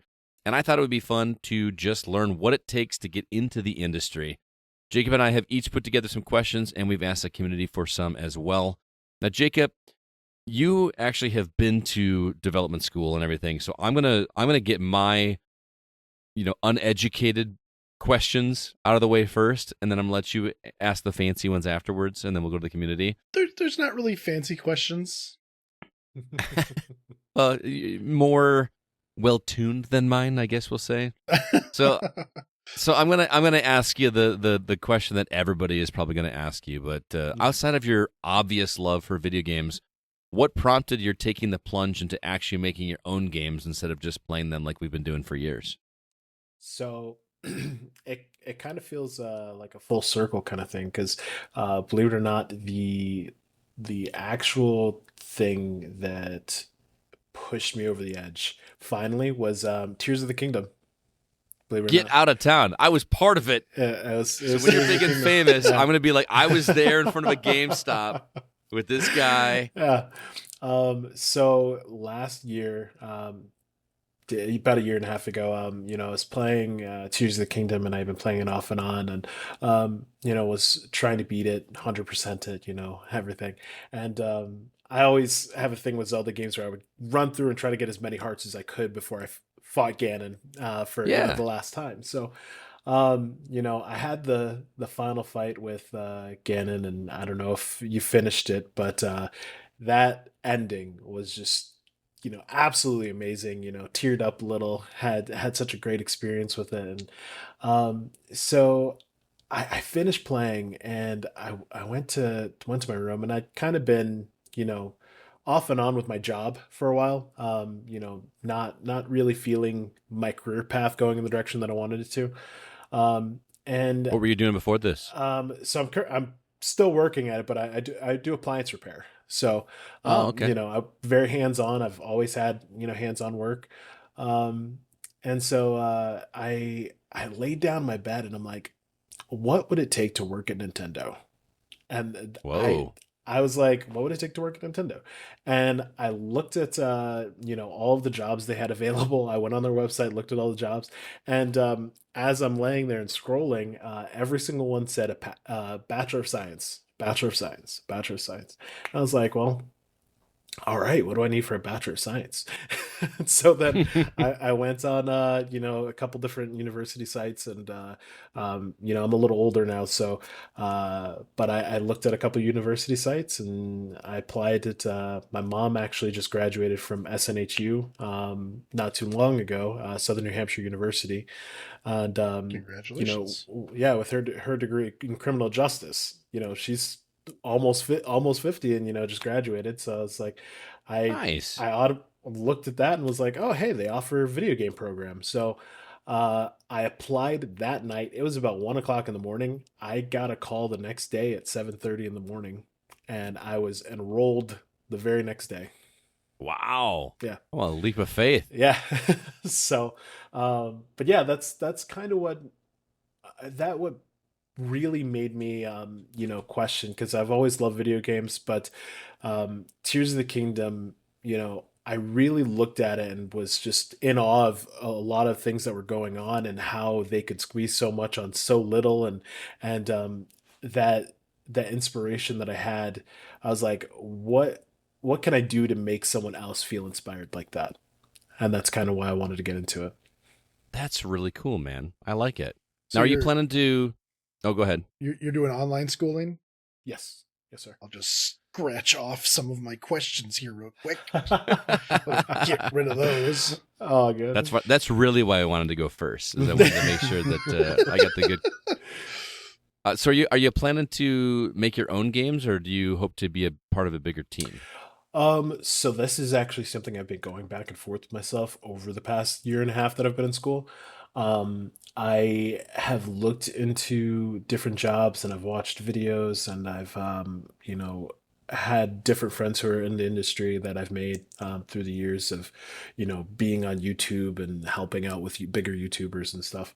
And, I think initially I'm going to, start on my own, do my own thing, and try to release a couple games, get a couple under my belt, and then if it's in the cards, obviously I'd love to work with someone bigger, but as I've said, I really think the only time I would probably go to an actual studio, would either be Monolith Soft or working with Nintendo, and those are like the two ones that would be my dream job, honestly. But if I was going to, work with anything, I'd probably work with myself more than anything. Well, just keep us in mind, man. Just Yeah, of course. Of Now, course. do you have any experience with coding in your younger years, or did you only recently start learning the languages?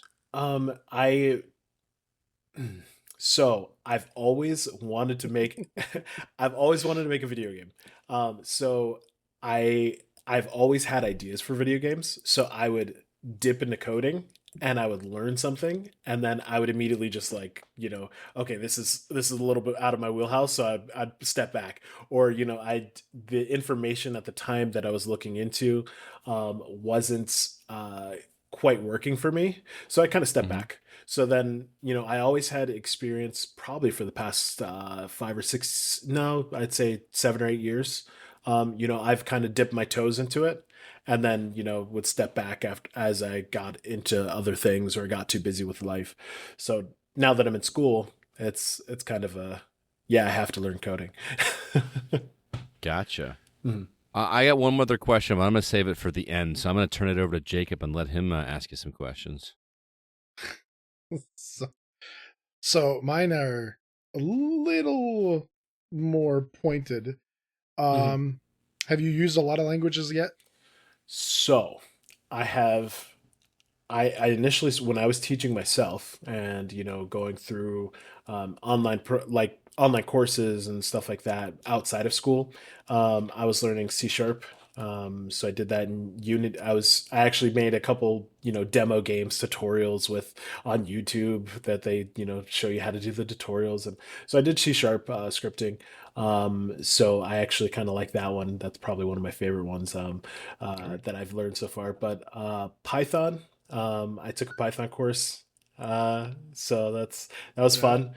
Um, Java. I'm currently in a Java course right now, and that is blowing my mind because Ooh. that one's very interesting too. But those are the three that I've dived into so far. I we before I got into both of those, I actually did a pseudocode course, Coral. I don't know if you've heard of it. Hmm. But Coral was very fun because it was like you could type stuff out, stuff will pop up. That was it. And Yep. right now I'm doing Java, and the one of our assignments is to make a check-in check-out system for a dog cat daycare. And it's week 3 and I'm like, ooh, this is rough. Yeah. Yeah. Yeah. When I was in school, my final for C++ was to make a small video game of two ships fighting each other. And so you had to, figure out whose turn it was going to be, and then if they shot or if they didn't shoot, if that shot hit, how much damage that shot would do, and then how much experience each one got from winning whatever battle it was. And so I coded that and presented that, and that was really cool. I started to use C#, but never really got that deep into it. Again, my experience is about it's about 15 years old now. So Yeah. I'm a little bit out of it. I've actually been looking back at going to school. I've been talking with my wife about it for a while. It's kind of something that's always been on my mind as something to go back and finish was my programming degree. But I was going to go locally. I was actually going to go to Rasmussen. Because the hands-on is more, yes, you can learn it and whatever, but when I talk about the next questions that are coming up, you'll understand why. Yeah. So I was going to ask, staring at a black and white screen sucks. Have you changed the settings to your screen at all to make it easier on your eyes? So most of the time I've used Visual Code when I was using Unity, and it's already comes in kind of a gray format.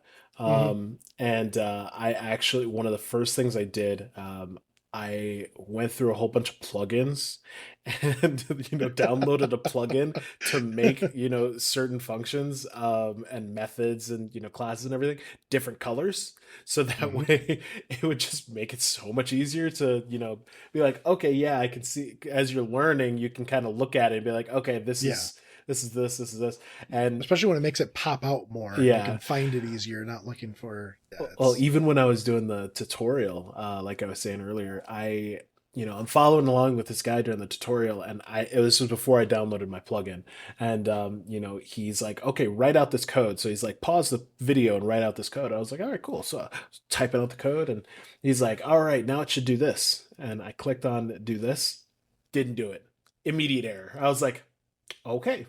So I retyped out the whole thing, got it to work. That took me about an hour. And then I was like, I need something to help me, focus my eyes, because, when it's split up into little blocks, you can see it a little better. So, yeah, and it's a lot less strain. I remember I wrote out like 300 lines of code, which is it is nothing when you're writing in C++. And if you do not put a semicolon at the end of it, it blows up. It dies, and it gives you a million errors, and you have to go through every single one and try to figure out what is actually broken. And it's terrible. But like mine, our teacher told us to help save our eyes and change the colors on the screen to something that's a little less abrasive than just white. And so I scared the class a little bit, because my screen was black, my letters were white, and the markers for the special like outline functions were hot pink and lime green. And so it's just like you had these like markers in your eyes that were making your eyes bleed, but everything else was fine. But you're not in an actual classroom. And so my next question was going to, have you seen anyone else that, has found a weird way to keep their sanity while doing coding, but you haven't been around anyone else? No, we have like discussions and stuff, but I think I've seen in some discussions where people will point out that they tend to write one line. Like, I think there was one person who said they write one line of code and then they reread it, and then they go to the next line of code and then they reread it. So I think that was one of the tips that he was saying, to people who were getting stuck. So, well, one of the things I saw when I was in school is going back to the eye part, is he was okay with the black letters on a white background, but it was bright, and so he would dim his screen almost to like a non-seeable aspect. And so when someone came by and was like, well, what are you working on? And he showed the screen, they wouldn't their eyes were not adjusted to it, so they wouldn't be able to see it. Yeah. And so he raised the brightness on his screen, but started wearing sunglasses.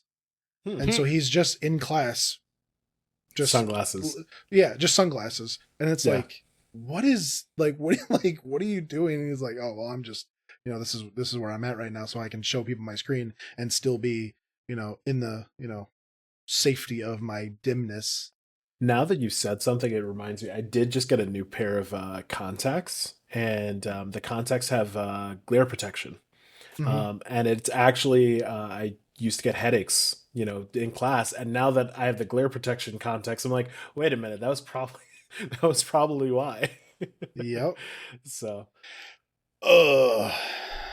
okay. So let's see. I got some big questions here, and I'm just trying to. Okay. So now that you've got, it sounds like you've been working inside games for a while. So does like actually taking a deeper dive into the code of games, does that change your view, or does that change how you play games at all? I would say yes. The first thing I did after I finished the choral class, the pseudocode class, is I actually booted up Tears of the Kingdom. And one of the things that, everyone was talking about how impressive it was. And, I never really, I was like, very surface level. I could understand certain things, but one of the things that they talked about was super impressive was the fact that, it was tracking everything that was, a rock fell from the sky and it was tracking it because you could reverse it in real time. And everyone's like, that code's crazy. Like that code's insane. And I was like, and then, after I got done with that class, I, started playing it. I'm like, every little single movement and the breezes and the, apples falling and the enemies and like every single piece of that thing is just a line of code. And it's crazy to think about.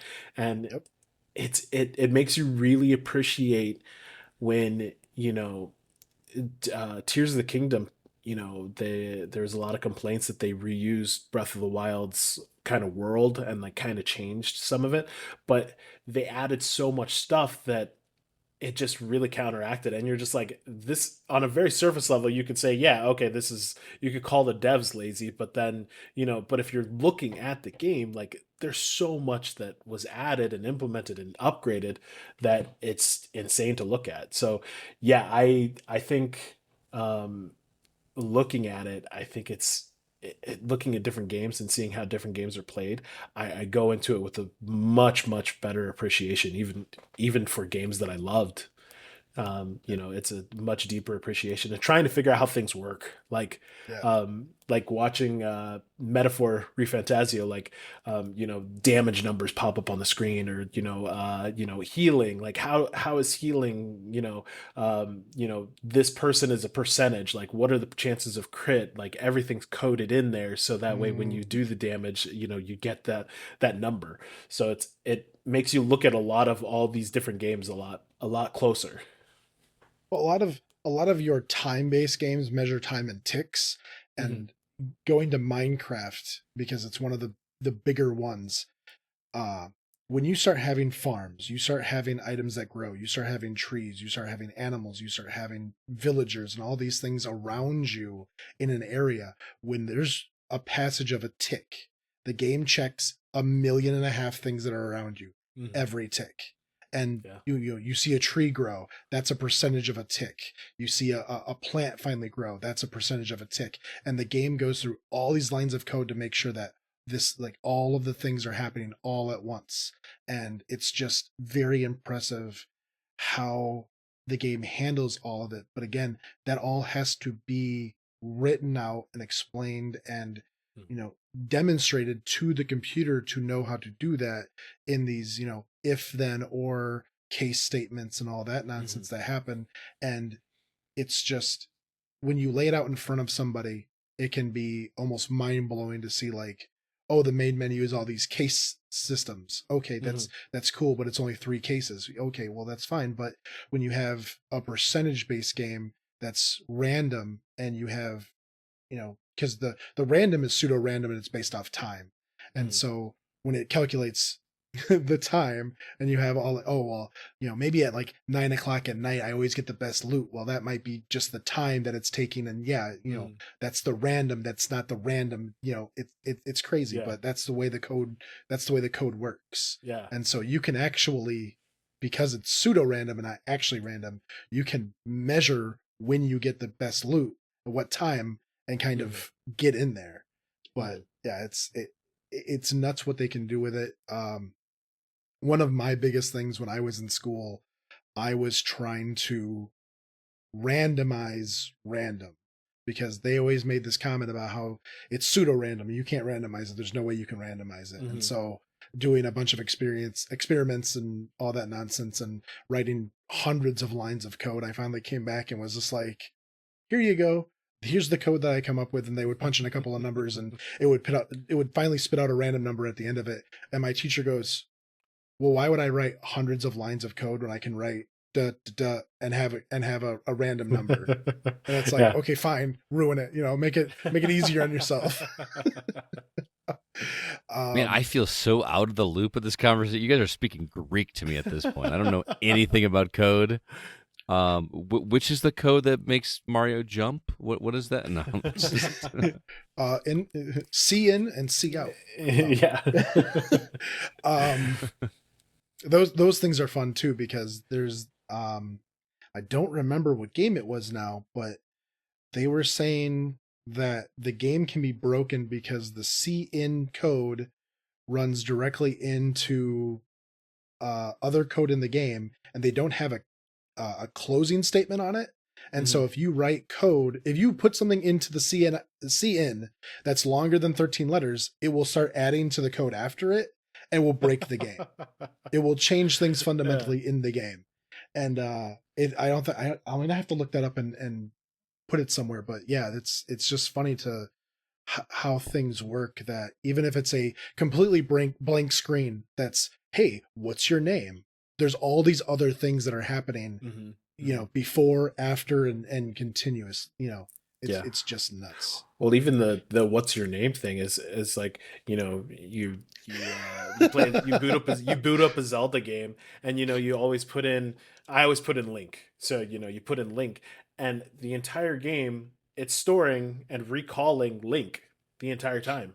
Yep. And whatever name you put in there, it's checking that every single time, and it's going back Link,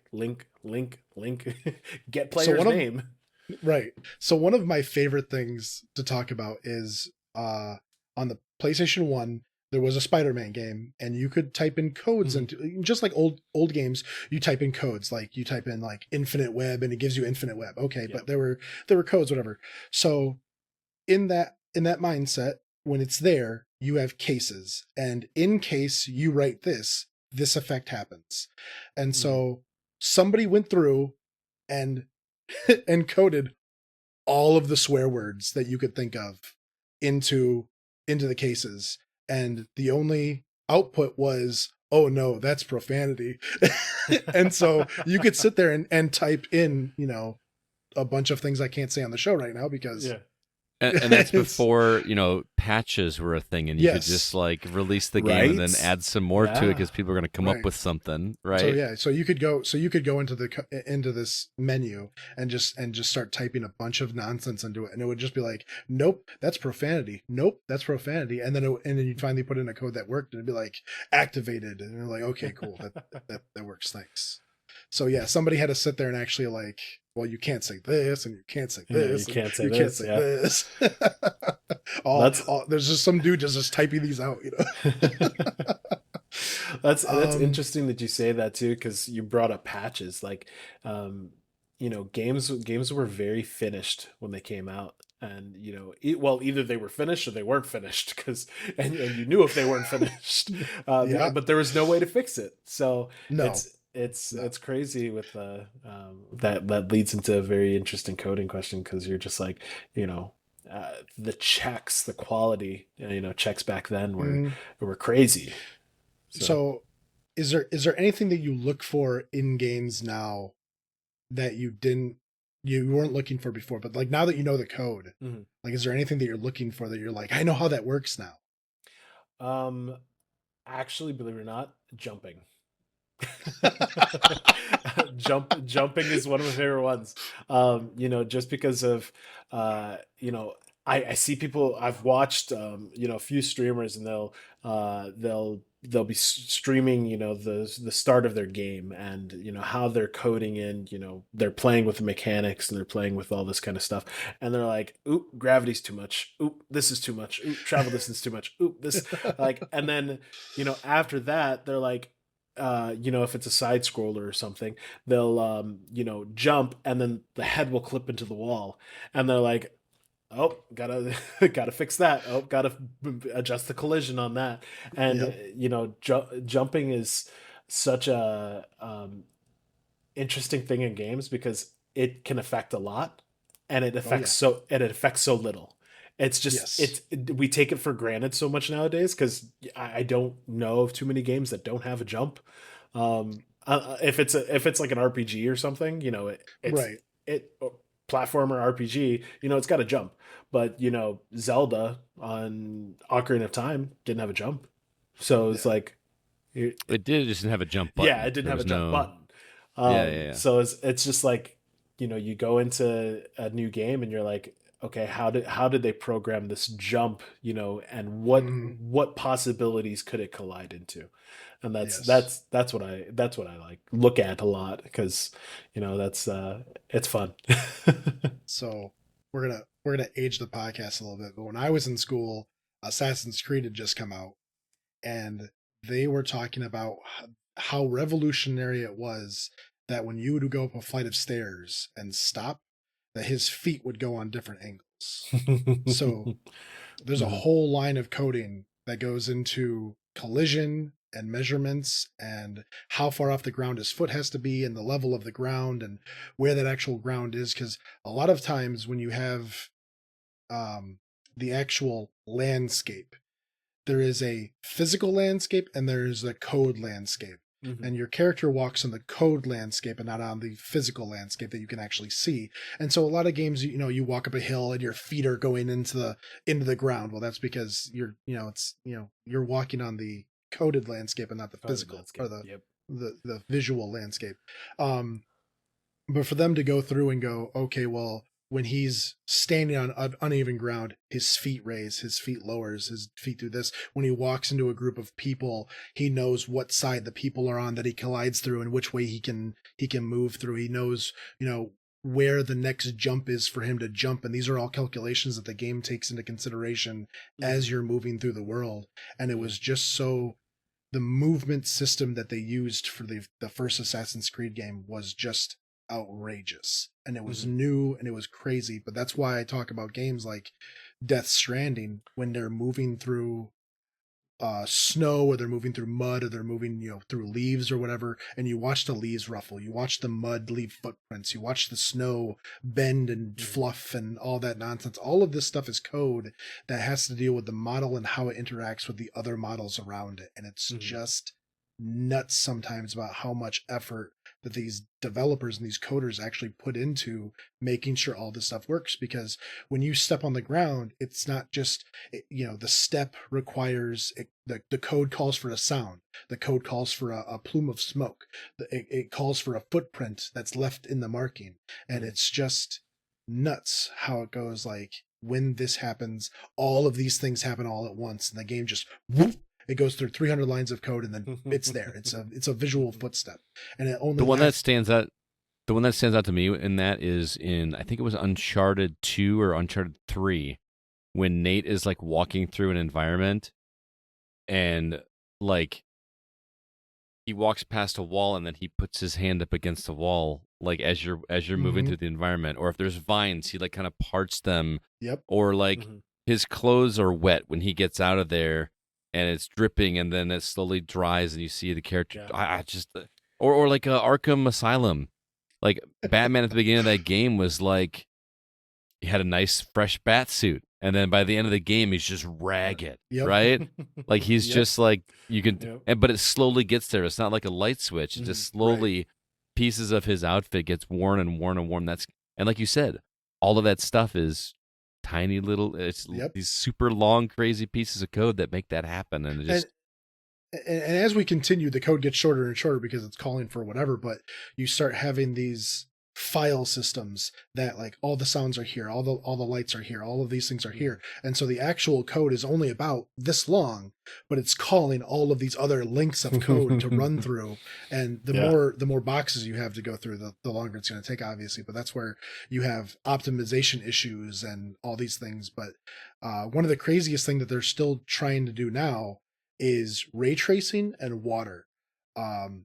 So when reflections is a crazy thing. It's not really coding, but in early games there was no way to do a reflection. And that's why in early games you'll see old mirrors and they're kind of blurry. You might be able to see some color, but they're blurry.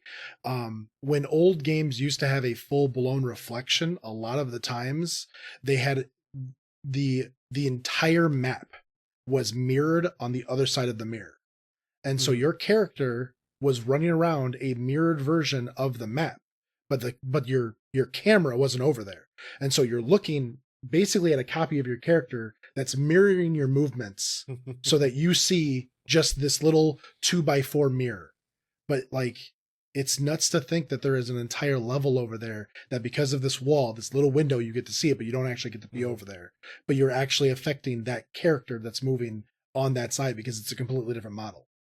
Yeah. And so it's just nuts. I feel like there's going to be a lot of stuff like that that's going to be lost as it kind of goes along, because people, there's little tricks that the older generations, when they were first making games, like this is what they used in order to do little different things like that. But like that wouldn't be common sense nowadays, because you can just do that. You could just have a reflection. Like, why would you do that? But like, it's such a cool little Easter egg to, be able to know that or be able to do that. What's your math? Do you have any math classes? I took quantitative algebra.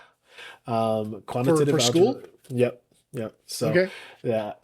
No, just for fun. He was brushing up, I took calculus 1 and 2 for school. For programming, because we needed to know how, when we wrote code, we needed to know how the water was going to look when we programmed it in there, what kind of curvatures the waves were going to have. And so that was manually written in. And then once you got into C#, like, there's a code for it. There's, I want the waves to be this big, or I want the, whatever. But before, you had to learn all of the actual equations and stuff and manually type them in. I did. So I did calculus. I believe I did calculus. I want to say that I had 2 math classes. One of them was calculus. It might have been algebra / pre-calculus. Algebra / calculus. Like it was a weird one, and then quantitative analysis. I know the quantitative analysis one very well, because that one was. For all of you lazy gamers out there who think you're gonna like jump into programming, get ready for some math, because if you struggle with math, like I've been out of classes for high school for 15 years, so the last math course I took was 15 years ago, so that's dating me, but the last math course I took was 15 years ago, and I considered myself pretty good at math, and everything. And then, I got stuck into, quantitative analysis and pre-calc, and I was like, I don't remember anything.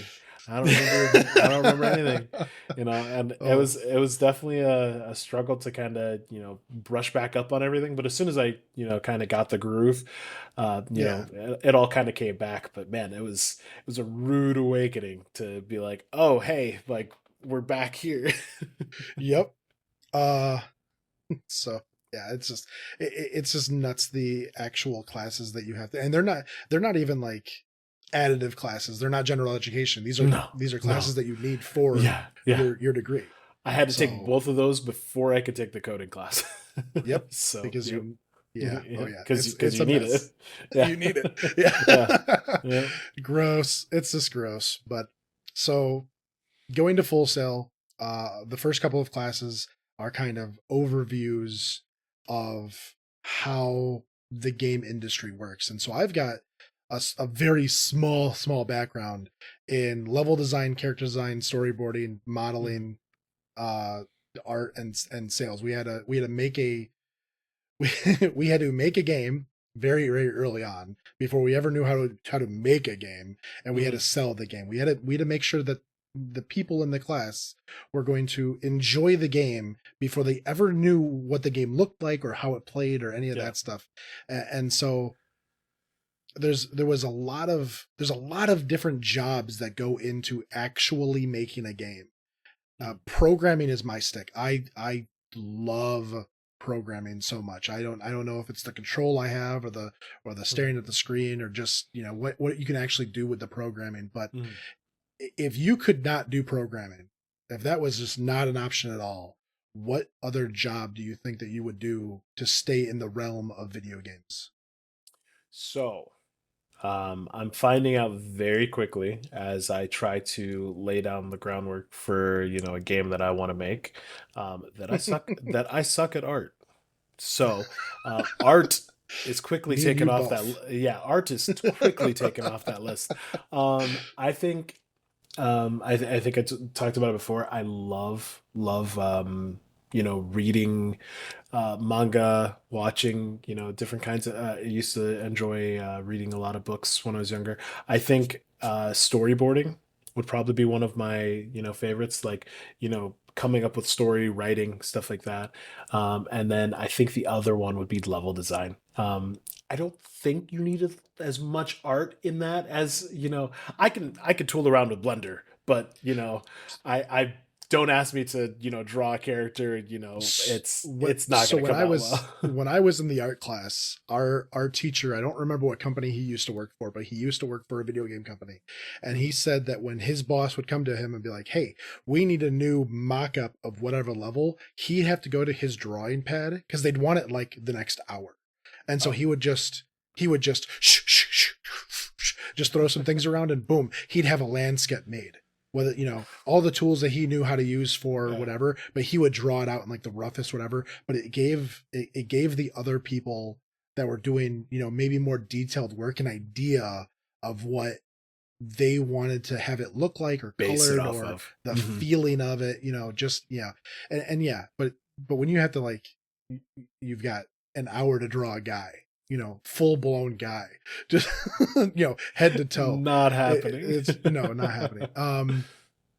I think for me, I would either go into character design or I would go into modeling. We used the, you know, if you You heard it first. Jacob wants to be a model. That would my, never work, dude. Sorry. no, I have a face for radio. Follow your dreams, Jacob. But so my wife does CAD drawings and she extrudes and, you know, whatever, and makes the big boxes and all that kind of stuff. And that's kind of the exact same thing that modeling is, except you're trying to make basically everyday objects, but you need to have them fit into the world that you're making. And so some of the times that you're doing it, there's no beforehand. There's no, you know, okay, you're going to make a real life game that's about, you know, everyday life, you know what a toaster looks like, you know what a TV looks like, you know what a blender looks like, okay, all that kind of stuff. But then you go, okay, well, I'm going to be in this futuristic world where we use, I don't know, slime to make, you know, the blender work or, you know, whatever. Well, what is that going to look like? How do I, you know, whatever. And so the artist, you know, makes something, you know, maybe he makes like 15 ideas. And then he hands it to the model idea. And the model guy goes, well, okay, which one looks best? And then he figures out which one, you know, the team figures it out. And then he goes and he uploads it to the computer. And then he plays around with it and he makes the 3D model of it. And then they go back and they might go, yeah, I love it. And then they might scrap it and you go do another one. We don't like that one. We don't like how that works, you know, whatever. And so it's a lot of, you know, building things from scratch to make them look like everyday objects. And when part of it was I was playing Fallout New Vegas at the time and going through New Vegas looking at the light poles. I was like, man, somebody made 3 light poles and just cut and pasted them over and over. Like, they didn't want to make a light pole for every 30 feet, so they just there's only 3 light poles, but there's a million of them all the way over. Pokemon Scarlet and Violet, when they people were complaining about the trees, and it's just the copy pasting like same 4 trees. Well, there's another game that and again I can't remember the name of it because on the spot, but the guy only has 1 or 2 models for rocks, and that was all that he bought. But he rotates them and makes them. Yes. I don't remember what it is. I don't remember what it is either. But the way he moves the rocks, he's got but they're all the same rocks. Yeah, so. he'll combine 2 together and then like shift it. But I remember seeing something about that. I don't know which game it was, but I remember seeing something about that.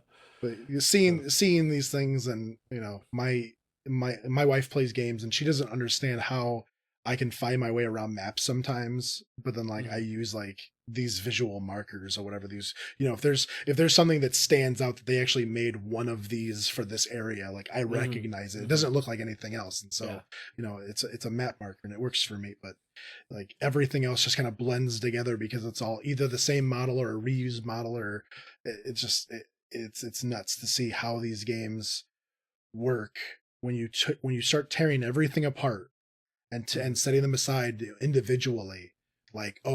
He did use only 2 rocks, or he only used 4 benches in the entire game, and they've just got different skins on them, or whatever. But when you tear it all apart, it's awesome to see it all come together. But there's all of these jobs that and this is part of why I hate the awards, is because the awards come down to the design of the game and storyboard, sound, music, and whatever. But there's so much happening in the background. Best use of rocks. Come on, where's that? Where's that? Best use of rocks award? We have 9,000 awards. I know, but it's just nuts. But there's creative things that aren't really recognized unless you play the game, and they'll probably never they'll fly under the radar for a lot of people, but it's kind of like a cool little inside joke because about that thing, but and you could recommend it to your friends, but it may not be something that other people know about. Another thing that comes to mind really quick is the visual that you have when you're actually playing the game, because there are things that the computer is doing to help your game run better in the background. And one of those things is when you are looking into an area, it is loading everything that you need to see to be part of the game, but everything behind you disappears and it goes away because it doesn't want to keep all that stuff loaded. And I remember playing the first Borderlands, and there's one map that has a windmill in it, and the windmill would spin, and as it's spinning, it's blocking light and it's making a shadow, and the shadow moves with the windmill. But if you look away from the windmill would stop, and you could see that because the shadow would stop moving. And so they were calculating light in real time to make the shadow. And it's like you turn around and you go, So there's all these little things that once you start realizing the programming is checking where you're looking, the program knows what you're looking at, and all this nonsense. I've always said that games have cheated because there's no way that you can have a CPU enemy not know where you are, because that's the computer, and the computer knows where you are. Exactly. It's a good time knowing stuff. Well, Damon, we got a couple questions from the community as well, but I got one more from mine before we get to those, and that is for people that are aspiring to do what you're doing. To take the leap and actually go to school and do the video game development. What advice do you have for people who have that desire that you did? Where should they start? Where can they learn the basics on their own before going the route of actual schooling?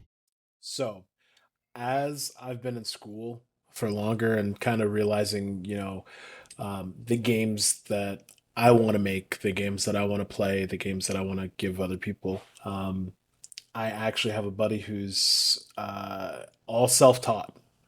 He's developing his first game, and he's self-taught. So we're complete opposite directions. And I think before even considering school, and this would be my advice for someone else, before even considering school, just make something. Start planning something, start researching something, start drawing something. When you kind of have that idea, you kind of, know what you want to do. Um, and like I said, the game that I've been working on for years at this point, just because I'm, always had it in the back of my mind, and I've been writing down things and running ideas past friends that play video games. I think if I'm not quite done with my schooling, obviously, but you know, I feel like I would have been a little bit more, let me try making this. Let me try looking and see if I can do a little bit more.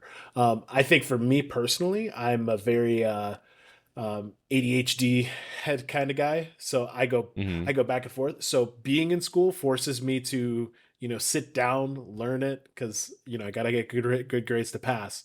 Right. But there's some other people who are they can sit down on their own and focus on learning different things. So I would say just make something, and then see how Nice. you feel.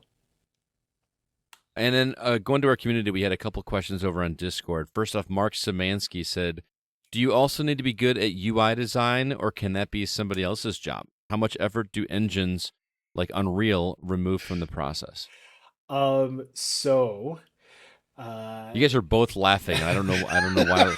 so if you are an indie dev, that is your job. Like unless you buy like an asset pack, you're probably doing it on your own. Uh-huh. Unless you hire someone to do it for you. But like at the end of the day, like it's your game. You know how it feels, right? So if, like, could you imagine like a Zelda game with like a start menu that looked like Super Mario? Doesn't have the same feel. So like, Right. or like your UI, your interface, like if I actually hate, believe it or not, one of my biggest things, I hate UI. Like I actually like nothing on the screen. And if most of my games could have that, I completely have nothing on the screen. But Like a Dead Space, you yeah, mean? Or like just the full screen is the full game. Like that's It's the it. immersion. Yeah, it's the immersion. I always love when you can toggle that off and on. But I think it's always good to know how to do it. So if you're gonna, be it like start learning games, it's always good to know. But Mhm. yeah, you're pretty much gonna have to, if you're indie, you're gonna learn UI. You're gonna learn how to do design. You're gonna have to learn how to do, unfortunately, art. Uh, like I'm kind of dipping into right now. But engines, I don't think engines help as much. There's a lot of with engines. It's funny because there's a lot less coding now. You can actually use depending on which engine you're using, you can actually use Mhm. I can't remember the name of it right now because I don't I know that Unreal has it more than Unity, but because those are the only two that I've really fiddled with.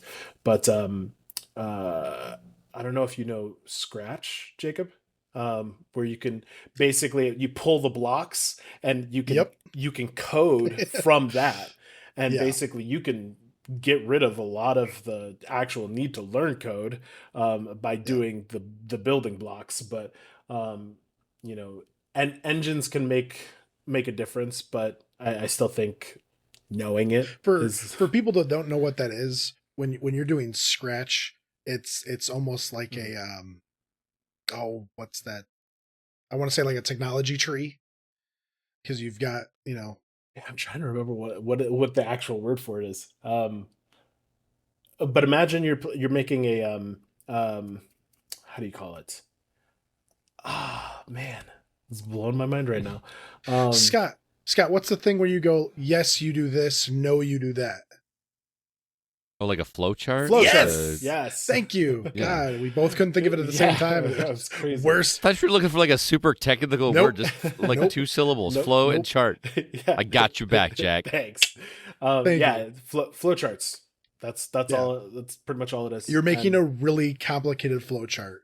And so like you're going to have like when your character walks with the defense, does he open it? Does he not open it? Does he do this? Does he do that? And then it's going to, as the, things that you need to do progress, like it's going to get deeper and deeper into how far it needs to go. Push button, walk forward. That's right. That UI does he have the key? Does he not have the key? Yeah. If he has the key, output this. If he doesn't have the key, output this. And it goes from one thing into like 5 things, and it can blow up real quick depending on what you're trying to do. But yeah.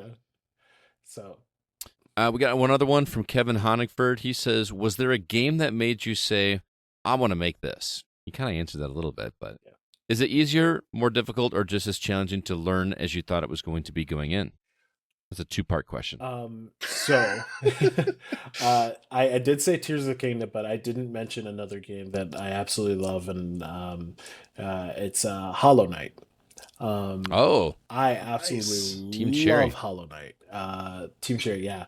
So those were really, and like I said, kind of mentioned before, the games that I was working on, the game that I'm kind of trying to put together currently, it's going to be more in the vein of like RPG, Metroidvania kind of style.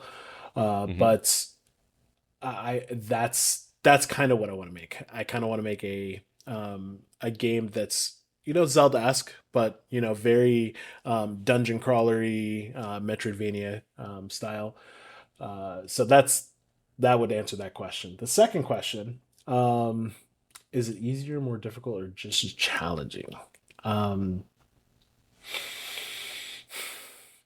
think I kind of knew that it was going to be hard. Yeah. So I think it's just about the amount of challenging that I was expecting. I think the hardest thing is not for me is not the programming, it's the art. So that's where I've been. Well, that's why we have teams, right? Yeah, Somebody's good at different things, right? That's why we got those. So. I'll do the voice work. Okay. Perfect. We'll get Zach in here to do the writing. Mm-hmm. We'll get you to do the coding. Mm-hmm. And Nate can do the art. Perfect. Let's do it. Let's make a game. Full team right there. right. Well, that was an awesome topic, Damon. I appreciate you coming to share that and give some insight. It's fun to see the other side of it. Somebody, obviously you've got some experience, more than us by a long shot, but you've also got less than those that have been doing it, for seasoned years, and you're still in school. So it's really a cool perspective. I appreciate taking the time. For everybody out there listening, next week we got another topic. We're going to be talking about video game maps, some of our favorites, what makes a good video game map, what makes a bad video game map, what are some do's and don'ts on there. So stay tuned to the social media. We will ask for some feedback from you guys, but that's going to be our topic next week. But that is going to do it for this episode of The Gaming Outsider. Damon, thanks so much for being our guest, dude. It was a lot of fun to talk to you. It was a blast. Thanks guys for having me on. It was definitely interesting. It was definitely a good time talking to both of you. So thank you so much. Very cool. And where can our listeners follow you and your work? I assume you don't have a website set up or anything yet, do you? Not yet. Once I start, setting up, I actually want to set up a YouTube once I start working on the game that I plan on making. So Va Wolfos, VAHWOLFOS at Twitter. That's my Twitter handle. So I I post a lot about stuff about gaming on there anyway. So that'll be where I, once I do get around to putting out my stuff, that's where it'll be first. This guy is very new. Cool. Yeah. Give him a break. Well, at least he's got his Twitter out there, and then we can make sure we. I've been chatting with you through Discord, so I'll admit I haven't even followed you yet on Twitter, but I will do that as soon as we are done here. So. Sounds good. Shows how old Scott is. He's still calling it Twitter. I refuse. Honestly, same. I do another podcast, quick plug for the Packers Fan Podcast, and my co-host Wayne, I don't know if he's just like a big Elon Musk fan or whatever, but like he always puts on the format, follow us on X at this, and I'm like, follow us on Twitter, or if you like to call it by some random letter. I just always have some different way of saying it because I just refuse. It will always be Twitter. It's Twitter. Like that's what it is. Everyone refers to it as Twitter. It's Twitter. Well, everybody out there, thank you so much for listening. This episode of The Gaming Outsider was produced by Kevin Honigford, and all the music you hear is written and performed by Grant Henry of Stemage and Metroid Metal. If you'd like to check out his stuff, his website is stemagemusic.com, stemagemusic.com. Please be sure to email us if you have any questions or concerns. Our address is feedback@thegamingoutsider.com. Jacob, got any parting words or recommendations for our listeners? Remember, guys, if you're going to model in Maya, restart Maya often. Maya doesn't have a non-computational I have no idea what you're talking about, man. So Maya is a modeling program, but it does not have a dump feature for its catch. And so when you have it open for about stop. When you have it open for an hour or two, it has all of the processes in its catch, and it's trying to do them all at once. You're done. All right, to Damon, who maybe understood the assignment. Damon, do you have anything for our listeners to check out this week that may or may not be video game related? Check out Arcane. Oh yeah, I still haven't watched that. It's I haven't watched season 2, but I'm excited to watch season 2. I'm a big League of Legends fan, so that's outing me. Hold on. I like League of Legends. Check out Arcane. I'd love to hear some thoughts on that. So I've heard the animation is just ridiculous. It's so good. Season 1 was amazing. It was amazing. I'm excited for season 2. Is that on Netflix or where is that? It's on Netflix. Okay. Mm-hmm. Of course. I just canceled it. So yeah, that's great. I got a book recommendation. I haven't finished it yet, but I am in the middle of an audiobook called Long Island Compromise by Taffy Brodesser Ochner. I am really digging this book mostly because I have no idea where it's going. It's a fiction book, and the story starts out in the 1980s with a tragedy. I wouldn't say tragedy. Something horrible happens to a family, and they have to deal with it. And then the rest of the book kind of fast forwards to when one of the children is now a grown adult, and he's a movie screenwriter, and he's kind of leaning on some of the experiences of what happened to him back when he was a very young child, and using that in his movie screenplays. And now he's also in a more modern environment where he's being pushed to make his script in a different way, and then you find out that he's into some really kinky stuff, and it's like if it just sounds like a hodgepodge of stuff that doesn't sound like it goes together. That's how I feel, and I genuinely don't know where this story is going, but I am intrigued and I can't stop listening. So, Long Island Compromise, I really recommend it. I've hit a couple spots where I feel like it was going to start to get dry, and then it just picks right back up and gets me enthralled and interested. Jacob, you look like you wanted to say something. Is that like kinky stuff as in like dark stuff, or like 50 Shades of Grey kinky? Oh, okay. Yeah. Answers the question. And again, I'm doing it in audio form, so hearing an author read this stuff, and it gets into some pretty specific, I got to make sure I'm okay. So I actually listened to the audiobook for 50 Shades of Grey back in the day, and I was driving around in my Jeep and forgetting they got plastic windows, and I'm at red lights blaring like all you can imagine. So I don't have a Jeep anymore.